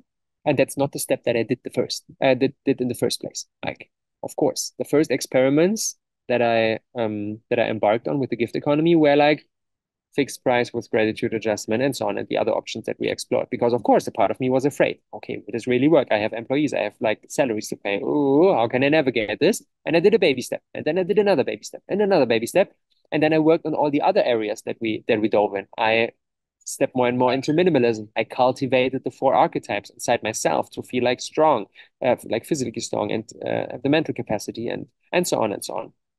Like the more we do our homeworks, the more we are able to really like deepen our dive into the gift economy. But then maybe it feels right. Maybe for you it feels right. That like right now it feels totally right to try this free gifting approach. Maybe you try it in only some of your containers. Maybe you sell some of your products for the fixed prices like in the past, and then you create a new product that feels like 100% expression out of your sacred work, and you put this into the realm of the gift, and then you let happen whatever wishes to happen, and then you learn from that, and then you can broaden the scope. That's really, really, really, really important to do the step that you feel able to hold in the here and now. Yeah. Oh, there are some important sharings in the chat. Kim says often people don't feel the worth of free offers, even if they would be worth thousands. Absolutely. Absolutely. Money, having paid money up front for people who are like still caught in the old paradigm, like really, really ingrained in the story of separation, having paid money is of course a motivator. Absolutely. Like when I look back into the past, when I hosted business coaching courses for people who are just starting out, they're still in their job, they're probably hating their job, they don't like what they are doing, they want to start their business in order to be free. And I charged them up front. There was no like gift economy. There was way before I stumbled upon this. Um, and I think it was a good idea to charge them upfront because charging them upfront made them really like go, okay, I paid 2,000 for this course. I attend every session, I execute, and so on and so on. And then they made it work, and then they earned then they earned their money back, and their business took off, and nice. It was a motivator. So for certain people, it's actually important to charge them upfront. But it depends on your clients. It depends on the people you'd like to work with.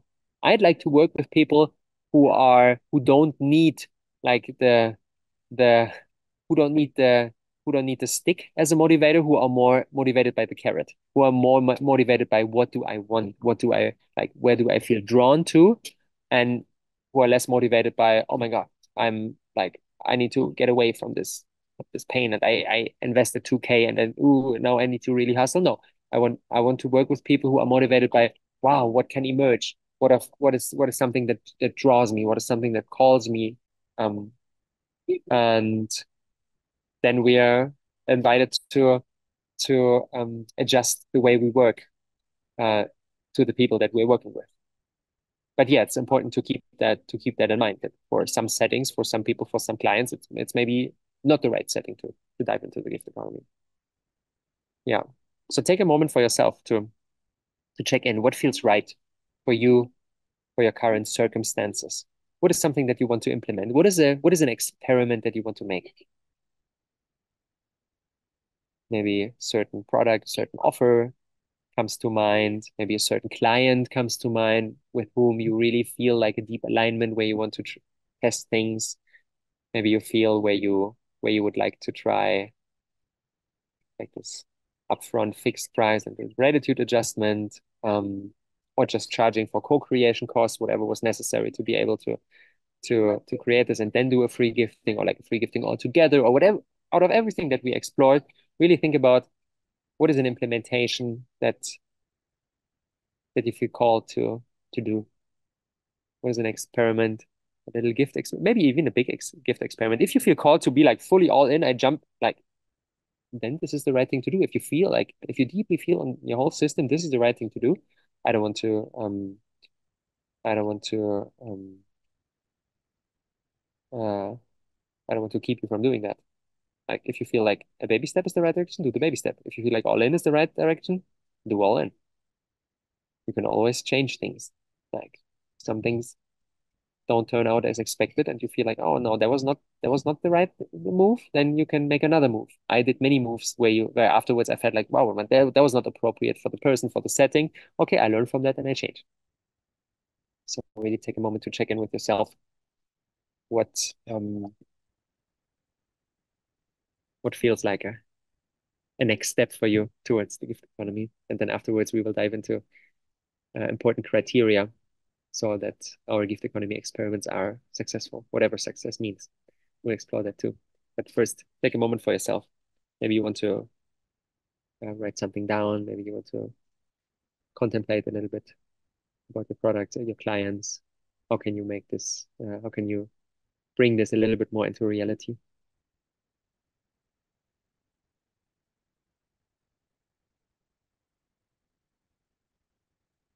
Beautiful questions, Kim. We're going to tackle them in the end.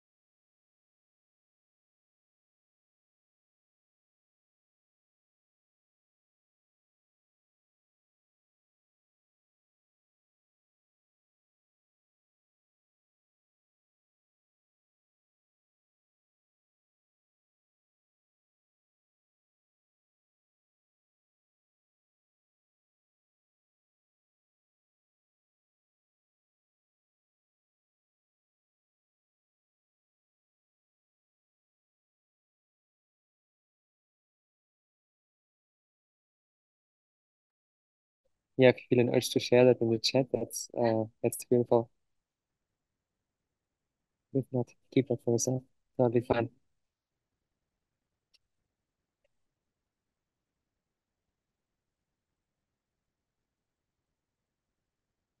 you have difficulty with coming up with your next steps, let's first explore some criteria that are important for succeeding in the gift economy, and then afterwards maybe it will become more obvious what is the next step of the culture. All right, criteria one is definitely the intention.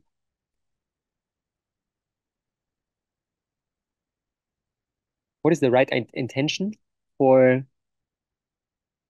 leaning into the gift economy? Because it's the right thing to do. It's not the right intention that it makes me look good, that it makes me look generous, that it makes sales easier because I don't feel confident in selling my products, and that's why it feels so nice to just give it away because I'm afraid of people not buying.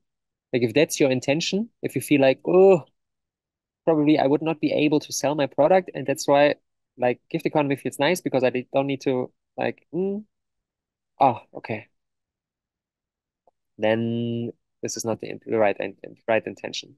Then probably it's if you feel that, if you feel not comfortable selling your products, it probably is the right step to not do gift economy now and really learn how to sell your products, how to work with clients, how to be like self-confident and how to step into your leadership role.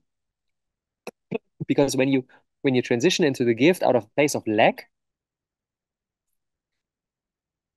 that's not a service to you or to the people you work with. Step into it from a place of strength, from a place of power. I could sell my products. I know my products are valuable, but I choose to give them away because it feels more in alignment with my with my essence. This is the right intention. And of course, it's a journey. It's a process. Absolutely. But be clear of with which intention you embark on this journey.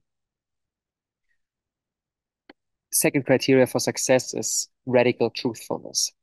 Of course, we will struggle. It will be an enormous personal development. It's pretty likely that it will not be easy. And we have to be excited about that. And that's what I mean with like radical truthfulness. For me, it's like when something makes sense, when I see truth in something, there is almost this like stubborn, okay, only this can be the path for me attitude. And this is very important because if we if we only dedicate ourselves to this direction, if like if we immediately receive an inflow of abundant gifts, and if everybody honors what we are doing, that's that can happen, but it's possible that it doesn't happen. And if then we immediately abandon our exploration of the gift economy and go back to charging fixed prices because this feels um too scary, maybe it's not the right moment to embark on this experiment in the first place. We have to be excited about the challenge. We have to be excited about everything that's coming up for ourselves from the past, like stored stuff, blockages. We have to be excited for that, for this dedication towards truth.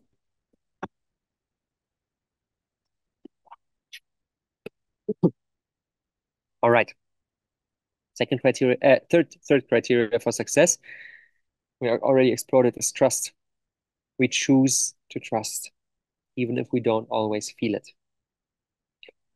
We don't have to be the enlightened guru that's like 100% in full trust and surrender and everything is beautiful and easy and perfect. Um, it's okay to struggle. It's okay to fall out of trust. It's okay to sometimes abandon the gift economy, and then afterwards we connect with this truth again, and then we embark on this direction again, and it's totally normal. But the more we are able to cultivate this trust by embod deepening our embodiment of the four archetypes that are important, it's so much easier to trust if we step into our full physical capabilities and integrate our inner guardian. It's so much easier to trust if we cultivate our inner romantic, and if we are like each and every day are blown away by the sheer beauty of reality and like, oh my God, I can only give it away because I got gifted so much. If we integrate these archetypes more and more, trust becomes so much easier. All right, fourth criteria,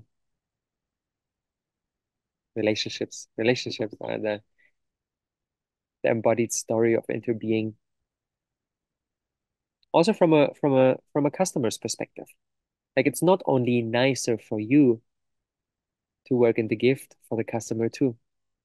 Like it really creates a bond. I give you this gift and you feel a sense of gratitude. You feel that our relationship got deeper. And if you feel a sense of gratitude and want to give something in return, you want to give a gift in return, I feel this gratitude too.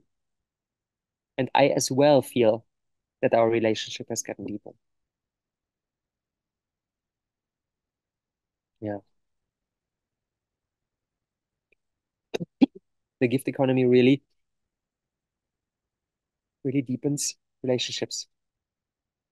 I now feel that like last week when we already um set the scheduled this workshop for the first time. There was a strong cough. I didn't feel well, and it's still like the end phase of it.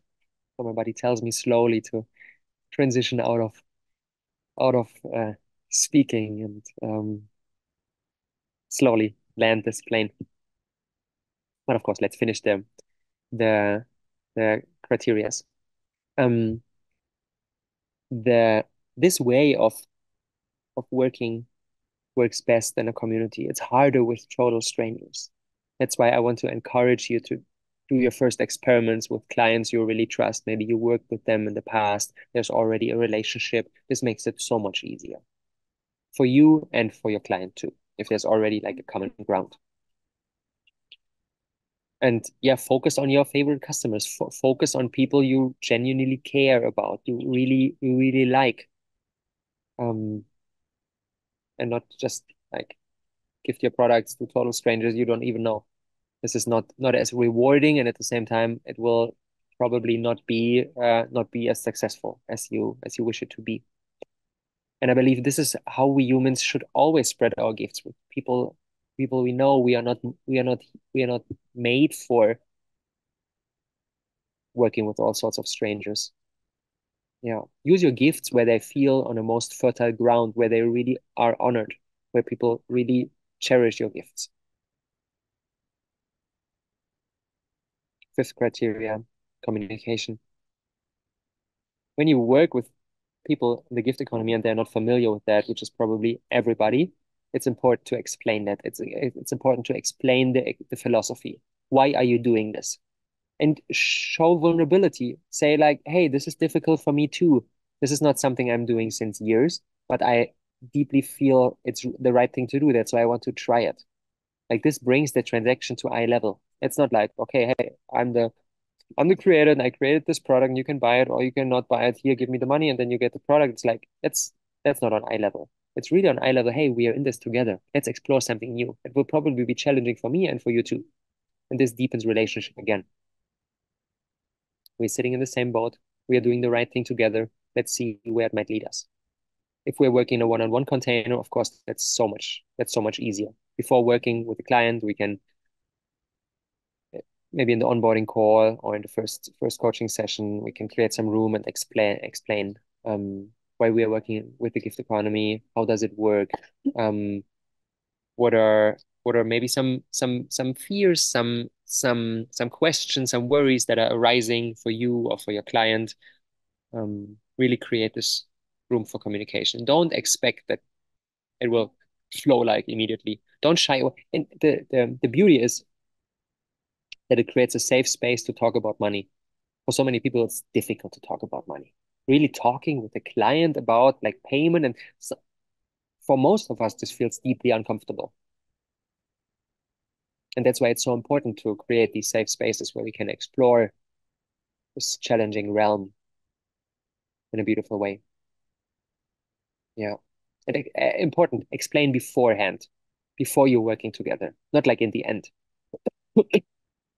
really take your customer on this journey together with you. And always like, hey, if there's something coming up for you during the journey, if you feel insecure, like talk to me. If you are um trying the gift economy with an anonymous product, something that is accessible on your website, be it a workshop or an ebook or whatever it is, then explain this on your website with a longer paragraph. Um, you can have a look um, at my book website, Kaya's Custodians, where I'm working with the gift economy too. Um, you can get a sense how I communicate that. I put it in the chat. For everybody watching the recording, the link will be down there. You can draw inspiration from how I frame this, why I do this, in order to educate people. Um, what is what is driving me to do this, and how this could look like in practice, in order to really guide people on this path, and not to feel make them feel overwhelmed. But again, like radical truthfulness, if somebody exploits this, so be it. If everybody exploits this, if nobody gives gifts in return, maybe it's an invitation to check in with your products. Maybe they were not so great at all. And I know this is difficult realization, but I strongly believe if you put good work out there, your gifts will flow back to you. If people don't feel the urge to contribute something, maybe they didn't receive a huge value. Of course, there can be other explanations for that too, as we already explored. If people like are really deeply caught in the old paradigm, and maybe they received a great value, and they're like, ha ha ha, I made a bargain. I don't need to pay anything. I received a great value for you. Oh, that feels nice. And that's true for some people, and that's okay. And maybe that's the healing they need. Maybe we can present them with the healing they need to be able to like fully exploit, and then afterwards realize, oh, this doesn't feel right. Maybe that's the shift. Maybe somebody will gift a year later. Maybe you planted a seed that will blossom over the next upcoming months, and then you will get a message like a year from now, hey, wow, something really shifted inside myself. I want to do a gifting now. These are the moments like I'm really doing this for the long run. Yeah, for the truth.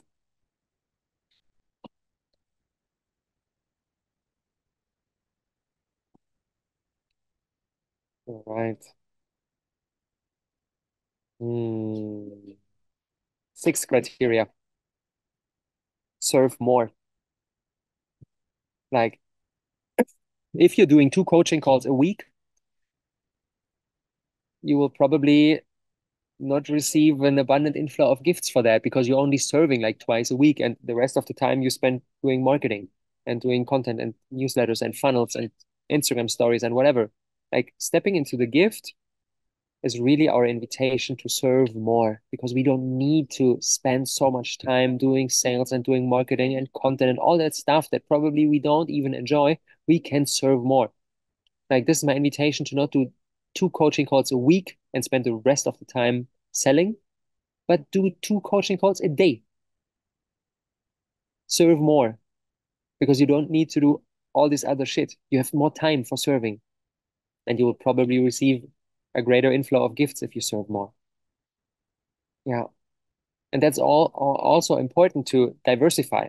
Like if you're only working with 1 or 2 clients and you're experimenting with the gift economy, maybe it will not be as fruitful. Maybe people will not get it. Maybe somebody will exploit it and whatever. And yeah, if you're only working with 1 or 2 clients, you're really vulnerable. But if you're working with 10 clients in a week, it's okay that 1, 2, 3 don't get it. And it's okay. But other people will really honor it, and we are taken care of because we are serving more, we are working with more people. And because we have the time for that. Because in a traditional business setting, we spend so much time on tasks that don't really serve, that don't really create value, that someday hopefully will lead to us being able to serve, but that we don't really enjoy. So for me, the gift economy is really the path to freedom, to leave all this stuff behind that we needed to do in the past And now we are like, okay, I can, I can, I have beautiful gifts to give. I can create beautiful value for people. Like these are the products, these are the services. If you feel called, just let me know. We can have a conversation and bam, and then I gift it to you. And then I gift like every day. There's a gift, one more gift, another call, another gift, another book that we're releasing, another gift, online course we're putting out, gift, gift, gift, gift. Like really like almost overwhelming our people with gifts. Bam, bam, bam, bam, bam, bam, bam. This is the attitude with which I'm approaching it. Not like I'm giving one gift and then I see, do I get anything in return? No, I want to like really like overwhelm the people out there with the gifts, like one more and more and more and more and more and more, because I know that if I spread more, of course, I will receive a greater inflow for myself. But this is not why I'm doing it. I'm doing it because I really enjoy serving. I really enjoy contributing to the more beautiful world that my heart knows is possible. And this is what we are invited as custodians of Gaia, to speak in the language of my book. This is what we are invited as leaders to make a contribution that is as great as possible.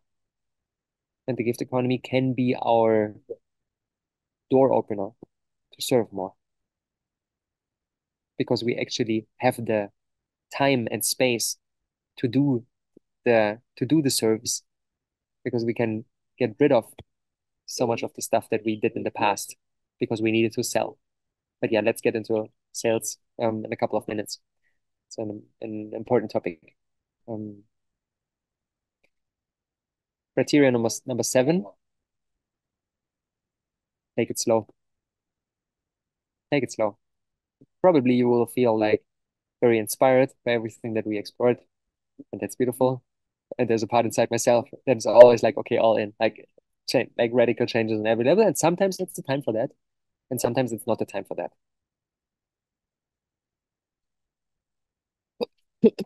Approach this topic in a relaxed way. Make experiments, learn from them, make other experiments.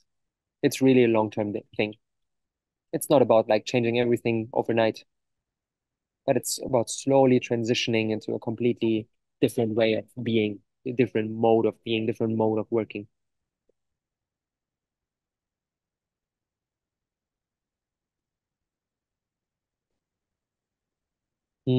Raja shares, wow, so true. I will start today. It feels so aligned with my inner feelings. Thank you. Thank you. Thank you for the courage leaning into that. This is where the magic happens. And at the same time, this is where our biggest growth happens.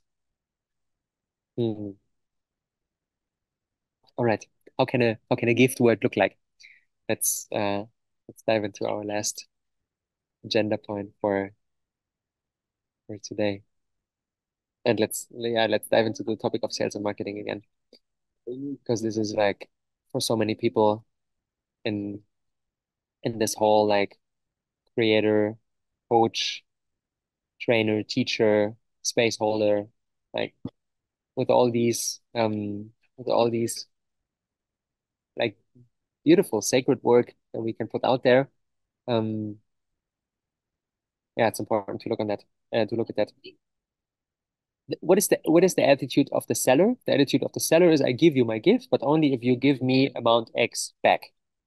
But the attitude of the giver is I give you the gift and you can judge whether and if so, what you want to give back out of motivation of gratitude. Like for me personally, it feels deep down wrong to charge a customer who hasn't really benefited from the product. Like I like knowing that somebody paid me 2K and they really feel like, oh, the product was not really valuable for me. This creates a deep sense of discomfort for me because it feels wrong. I don't want to charge people for more than uh, what they feel they gotten out of it. Of course, that's not true for the majority of people out there. They're like, okay, if I can get more for me, then I take more. But if this is true for yourself, if you really feel a deep urge of wanting to align the amount you receive with the value you provided, then for me personally, the gift economy is the only path forward. And we need to acknowledge that the value people receive from our products, whatever they are, be it an online course, be it a book, be it whatever, is super different. like in the past, like with workshops, with online workshops I did. Like I remember I did a gift economy workshop like back in the days, like 2021. I already did a gift economy workshop. It was in German. Um, and I remember like there were some people gifting 5 euros, and it was like, oh yeah, it was nice, but yeah, okay. And then there were other people gifting 500 and everything in between. And I'm like, wow, I just put my thoughts and my observations and my exploration, I put them out there, and it's like it evokes completely different responses. And that's how it is. Like each one of us is completely different. Each one of us values completely different things. And it's for me personally the only sensible thing to let somebody gift 5 euros if it's like and let somebody else gift 500 if it's completely mind blowing and completely changes their lives and everything in between.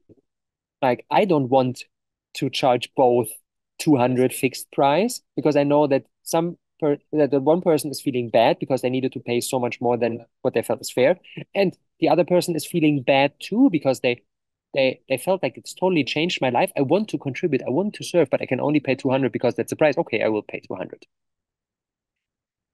But offering them the opportunity to give more is is uh, is a is a service that we provide for them because they like if like I probably you recognize this from your life when you want to give somebody a gift and they're like no no no no no no no I cannot no no no I don't want to receive this gift no no no no no please keep it. This feels bad. I want to give you a gift. Fuck, receive it. Like not receiving a gift is a disservice to the person who wants to give something. Because I'm like, hey, I value you. I want to give you a gift and you're not receiving it. What is wrong?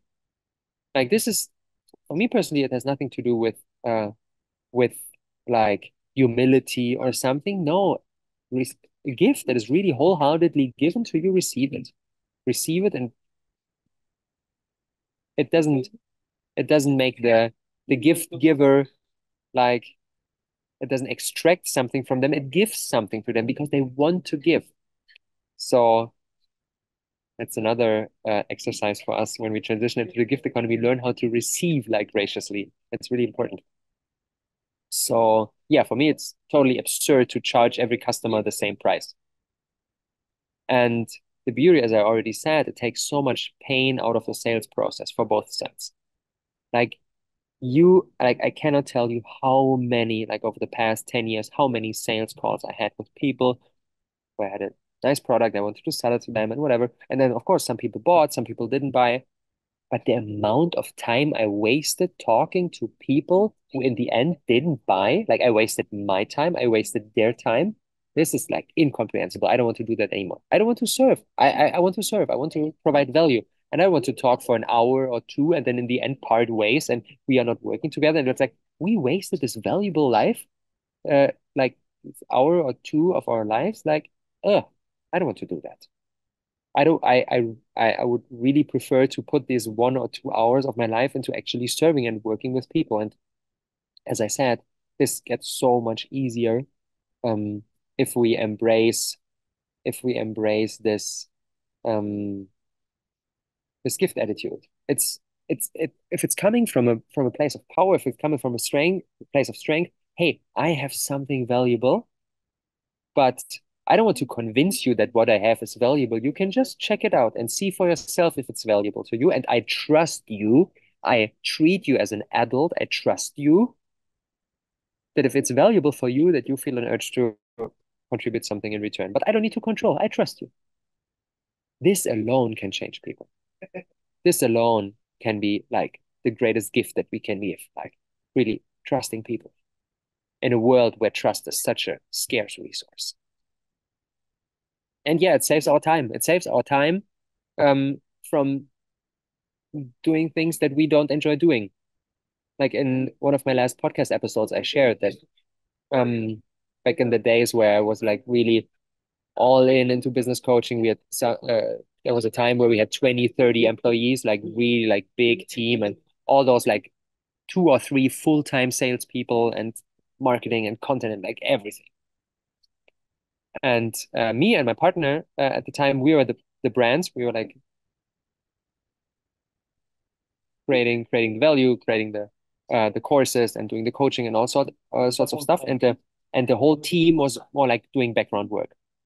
And I calculated that 3% of our team's time went into providing real tangible value. Only 3% was like me or my partner sitting in Zoom calls, hosting retreats, whatever. The rest of the time was spent on like internal meetings and sales and the new website and like all this stuff that was not creating value. Only 3% of the time was spent on creating value. This is something you can calculate. Like really have a look at your calendar. How much of your time are you really spending with people, like serving, whatever you're doing, whatever is your occupation, whatever you're doing, like how much time is really spent creating value?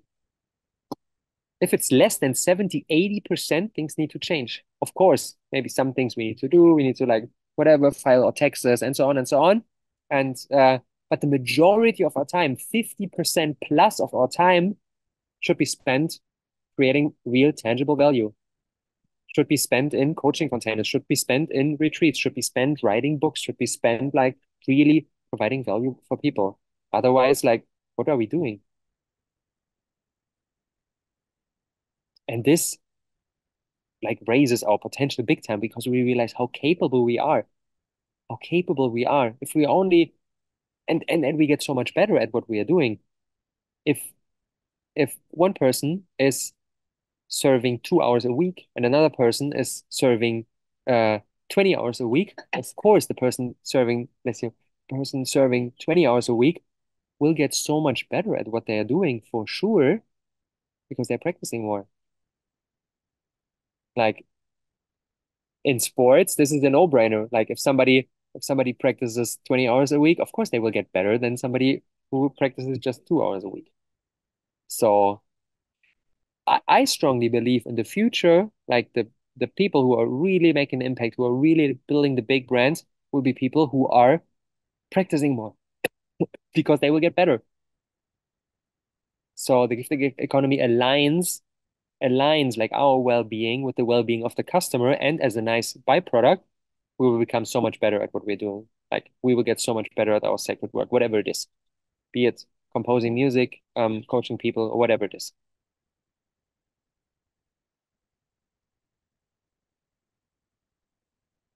Yeah. And like deeply in my heart, receiving gifts just feels beautiful. It just enriches me like on a level like in the past when I checked PayPal and what kind of transactions went in, it's like, okay, yeah, okay, another sale, okay, nice. But now logging into my bank account and then seeing gifts and knowing like, okay, this person sent me whatever, $50, and this person didn't have to send me that. They could have spent the $50 for whatever they wished to. They didn't need to send it, but they felt the urge to send it because they want to contribute to my work. This is priceless. This is really priceless. Really like feeling that, oh my God, you didn't like nobody forced you to send this gift. You could have kept it for yourself. I probably wouldn't have noticed, but you wanted to send it. And I let this touch my heart. That's the beauty. This is what it's about. And this builds real relationships. Yeah. Mm.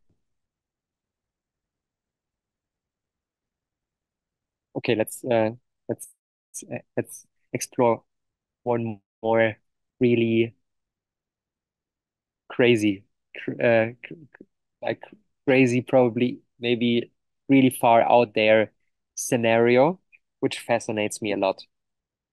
There was a moment a couple of months ago where I felt deep frustration with the necessity to do like all this stuff and spend all this monetary and time resources into upholding like company, like filing taxes, working with your tax consultants, needing to write invoices, checking, having everything like in order and and paying. Like I set up my company in the US, and we are paying a consulting agency in order to like set up this company. And then there was this yearly fee that they are charging. I was like, okay, now I need to transfer you $1,400 so that you are upholding this. Like I like this felt like a strong, like a huge form of waste. I'm putting all this time and money into holding an organizational structure that doesn't serve anything, that doesn't serve anyone. And I was like, it would feel so much nicer if I just share my gifts, if I don't do business, if I don't sell anything anymore, if I just spread all my gifts and then people gift me something in return, then I wouldn't even need a company because I'm not selling anything. I'm just sharing my gifts. I just have my private bank account, I spread my gifts and I receive gifts, donations back. That's it. And the more I serve, the more I receive, and then I'm taken care of. This, like, I had this vision of a truly free human being that doesn't have the necessity to uphold all this like structures that doesn't feel right. And this really draws me in. Of course, I'm not there yet. I still have my US LLC, and like it's a transition process. But if you are if your gifts are not tied to a specific product, of course, if like the first steps will be like, okay, you are invited to my coaching program, and then you are choosing one of the four options, maybe fixed amount with a gratitude adjustment or whatever you're choosing. Of course, this is still a transaction. It's not a fixed transaction where the price is set, but it's more a variable transaction. But it's still like I invite you to my coaching program and you give a monetary gift in return that you can choose. Then it's still a transaction, and it's important to write an invoice for that. And you need a company to do that because it's still a transaction.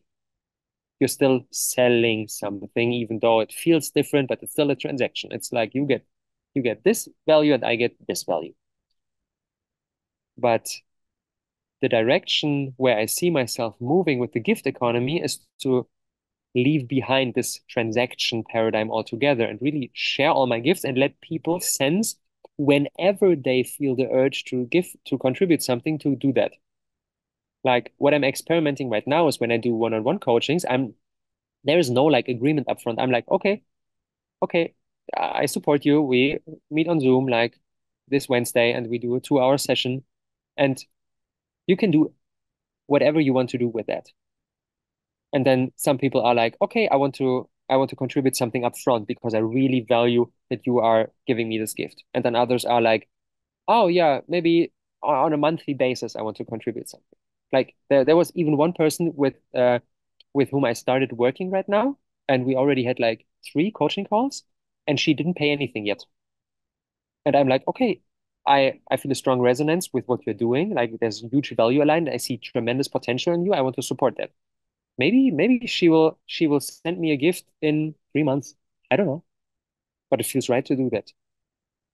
And when we are working like this, then it's not transaction based anymore. And then we don't need a company for that because we're not selling anything. Because the gifts that we receive are not tied to any specific transaction, not any specific value that we create. It's like I'm putting everything out there and you can do with that whatever you want to do. But of course, this is like advanced level. This is not the first step that I took. But right now it feels the right thing to do. I get really inspired by this image of I work with a person, and then 2 years down the road, we're not even working together. We're not even in contact anymore. I almost forgot that I worked with this person. 2 years later, receiving a gift 3K transfer on my bank account. Uh, the person saying like, "Wow, back in the days when we worked together, I didn't have the funds to do that because I was just like starting my company, and now everything is thriving, and I'm putting my value out there. Here, 3,000 euro for you." And I'm like, "Oh my God, wow! This is the the realm I want to live in. This is the kind of setting I want to work in." But of course, it's a path. It's a path. Yeah. But for me, like I draw a lot of drive and inspiration from seeing something that could be possible and then leaning towards into it because I know the more I lean towards into it, the more I can contribute to bringing this into reality. And yeah, if we if this is our setting, then we don't even need a company anymore because we don't need to we don't sell anything. We could just spread our gifts and we have our private bank account and we receive gifts in return and we don't need to employ a tax consultant and we don't need like we can get rid of all that shit. And this feels pretty liberating for me. Hmm. Yeah, this feels like this vision of a truly free human being on every level, a financial level, an emotional level, on a spiritual level, on a physical level. This is what draws me. This is what gives me the fuel when things are going rough and like the path is challenging. Yeah. All right. With everything that we explored today, what do you feel are the next steps for yourself regarding your experiments with the gift economy? Maybe there are some ideas coming up that you want to note down. Maybe you want to even share them with us or with other people. Or if you're watching the recording, feel invited to send me a message anytime on Instagram or on Telegram or via email, or you see me here in Bali, let me know. Yeah, you feel the urge to share something, do that. If not, just take a moment for yourself and really check in. What do you feel called to do with all that we explored? And maybe you feel there's no particular action step. I will just let everything sink in what was present, and that's beautiful too. That's beautiful too.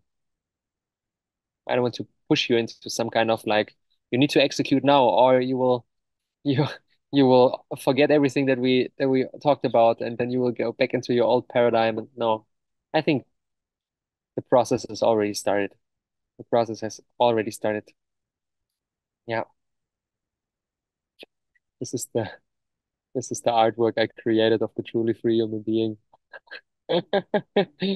Like imagine like walking through your life like with this attitude of I'm just serving, I'm just spreading, I'm receiving, and it's in perfect equilibrium. This is what really inspires me, what really makes me move into this direction. Yeah. Hmm.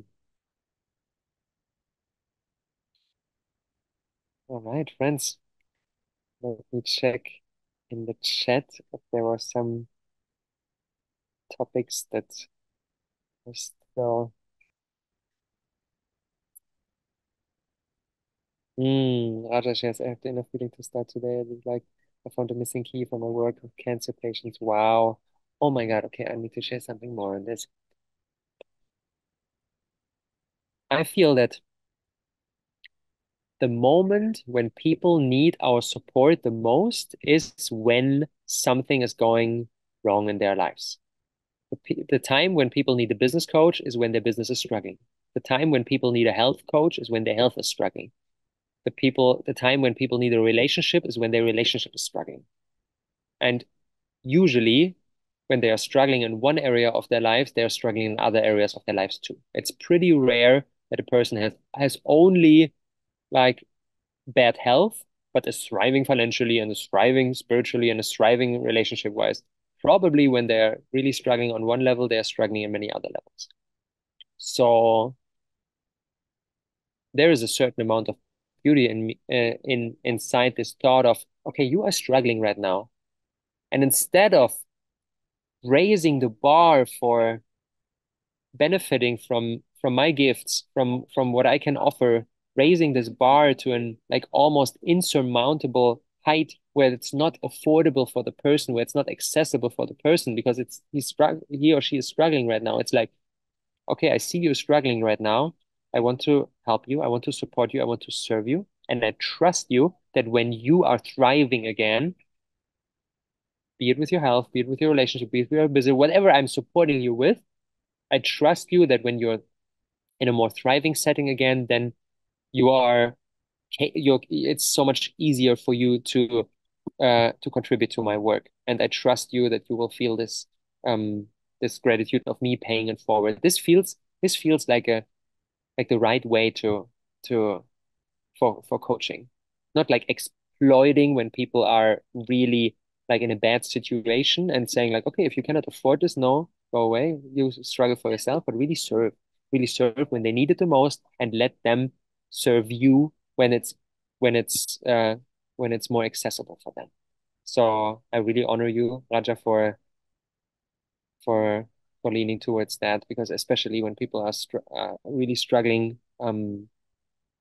like health wise, then this is the time when we need support the most. All right. I think this is a good ending for the space we opened today. Hmm. Felt a lot like sacred work for me, exploring these intricacies of the gift economy. Very happy, very happy to share this with everybody watching the recording. And as I said, if you feel the urge to share something, if you want to give feedback, if you want to just share your perspective, always let me know. You find me on all those platforms out there. Thank you for that. Another gift that I want to offer, if you didn't already dive into my book, you can do so. I'll put the link um, into the chat. My book is called Gaia's Custodians. It's living in the gift too, and it explores. It's an even more meta level perspective than the topics that we explored today. It's really asking the question, how can we become capable of stepping into the gift economy? How can we serve at this higher level? And what are the global developments that are taking place right now that are calling this into existence? Yeah, it's accessible as an audiobook or as an ebook, both in English language and in German language. This is something that I want to invite everybody in. Yes. And as I said, this workshop is living in the gift. If you feel the urge to contribute to my work, I will I will paste my bank details into the chat. If you are watching the recording, you will find them underneath the recording. And yeah, I trust you to do with this gift whatever is right for you. And know that I receive each and every contribution with a lot of gratitude. Yeah. It's for me always like after hosting workshops like these, really taking the moment in the next couple of days when gifts are flowing in, really taking the time to connect with each and every single person and taking the time to honor each of these gifts. Like that's always a beautiful practice for me. Yeah. I love that. It carries way more beauty and way more truth than in the past, like selling something and then checking a PayPal list and they're like, okay, one more sale, one more sale, one more sale. It's like that's something different. So I'm really looking forward to this process. So thank you in advance for every contribution to my work, for making spaces like these possible for more people, for a wider audience, for more topics that we're going to explore and so on. So yeah, from the bottom of my heart, a huge thank you. And I'm looking forward for um, all further explorations that we're going to do together. Yes. Thank you for being here with me today, and I wish you a beautiful rest after this intense journey. Give your whole system, your physical and your mental and your emotional and your spiritual self, give them time to integrate. And don't hurry, don't rush. Make the steps that you feel called to do now. Truth will always unfold. And as more and more time passes, truth will unfold even more. You're invited to trust into the divine timing of everything. Yes, with that being said, thank you for the gift of your presence in this space today. I enjoyed it a lot. See you soon.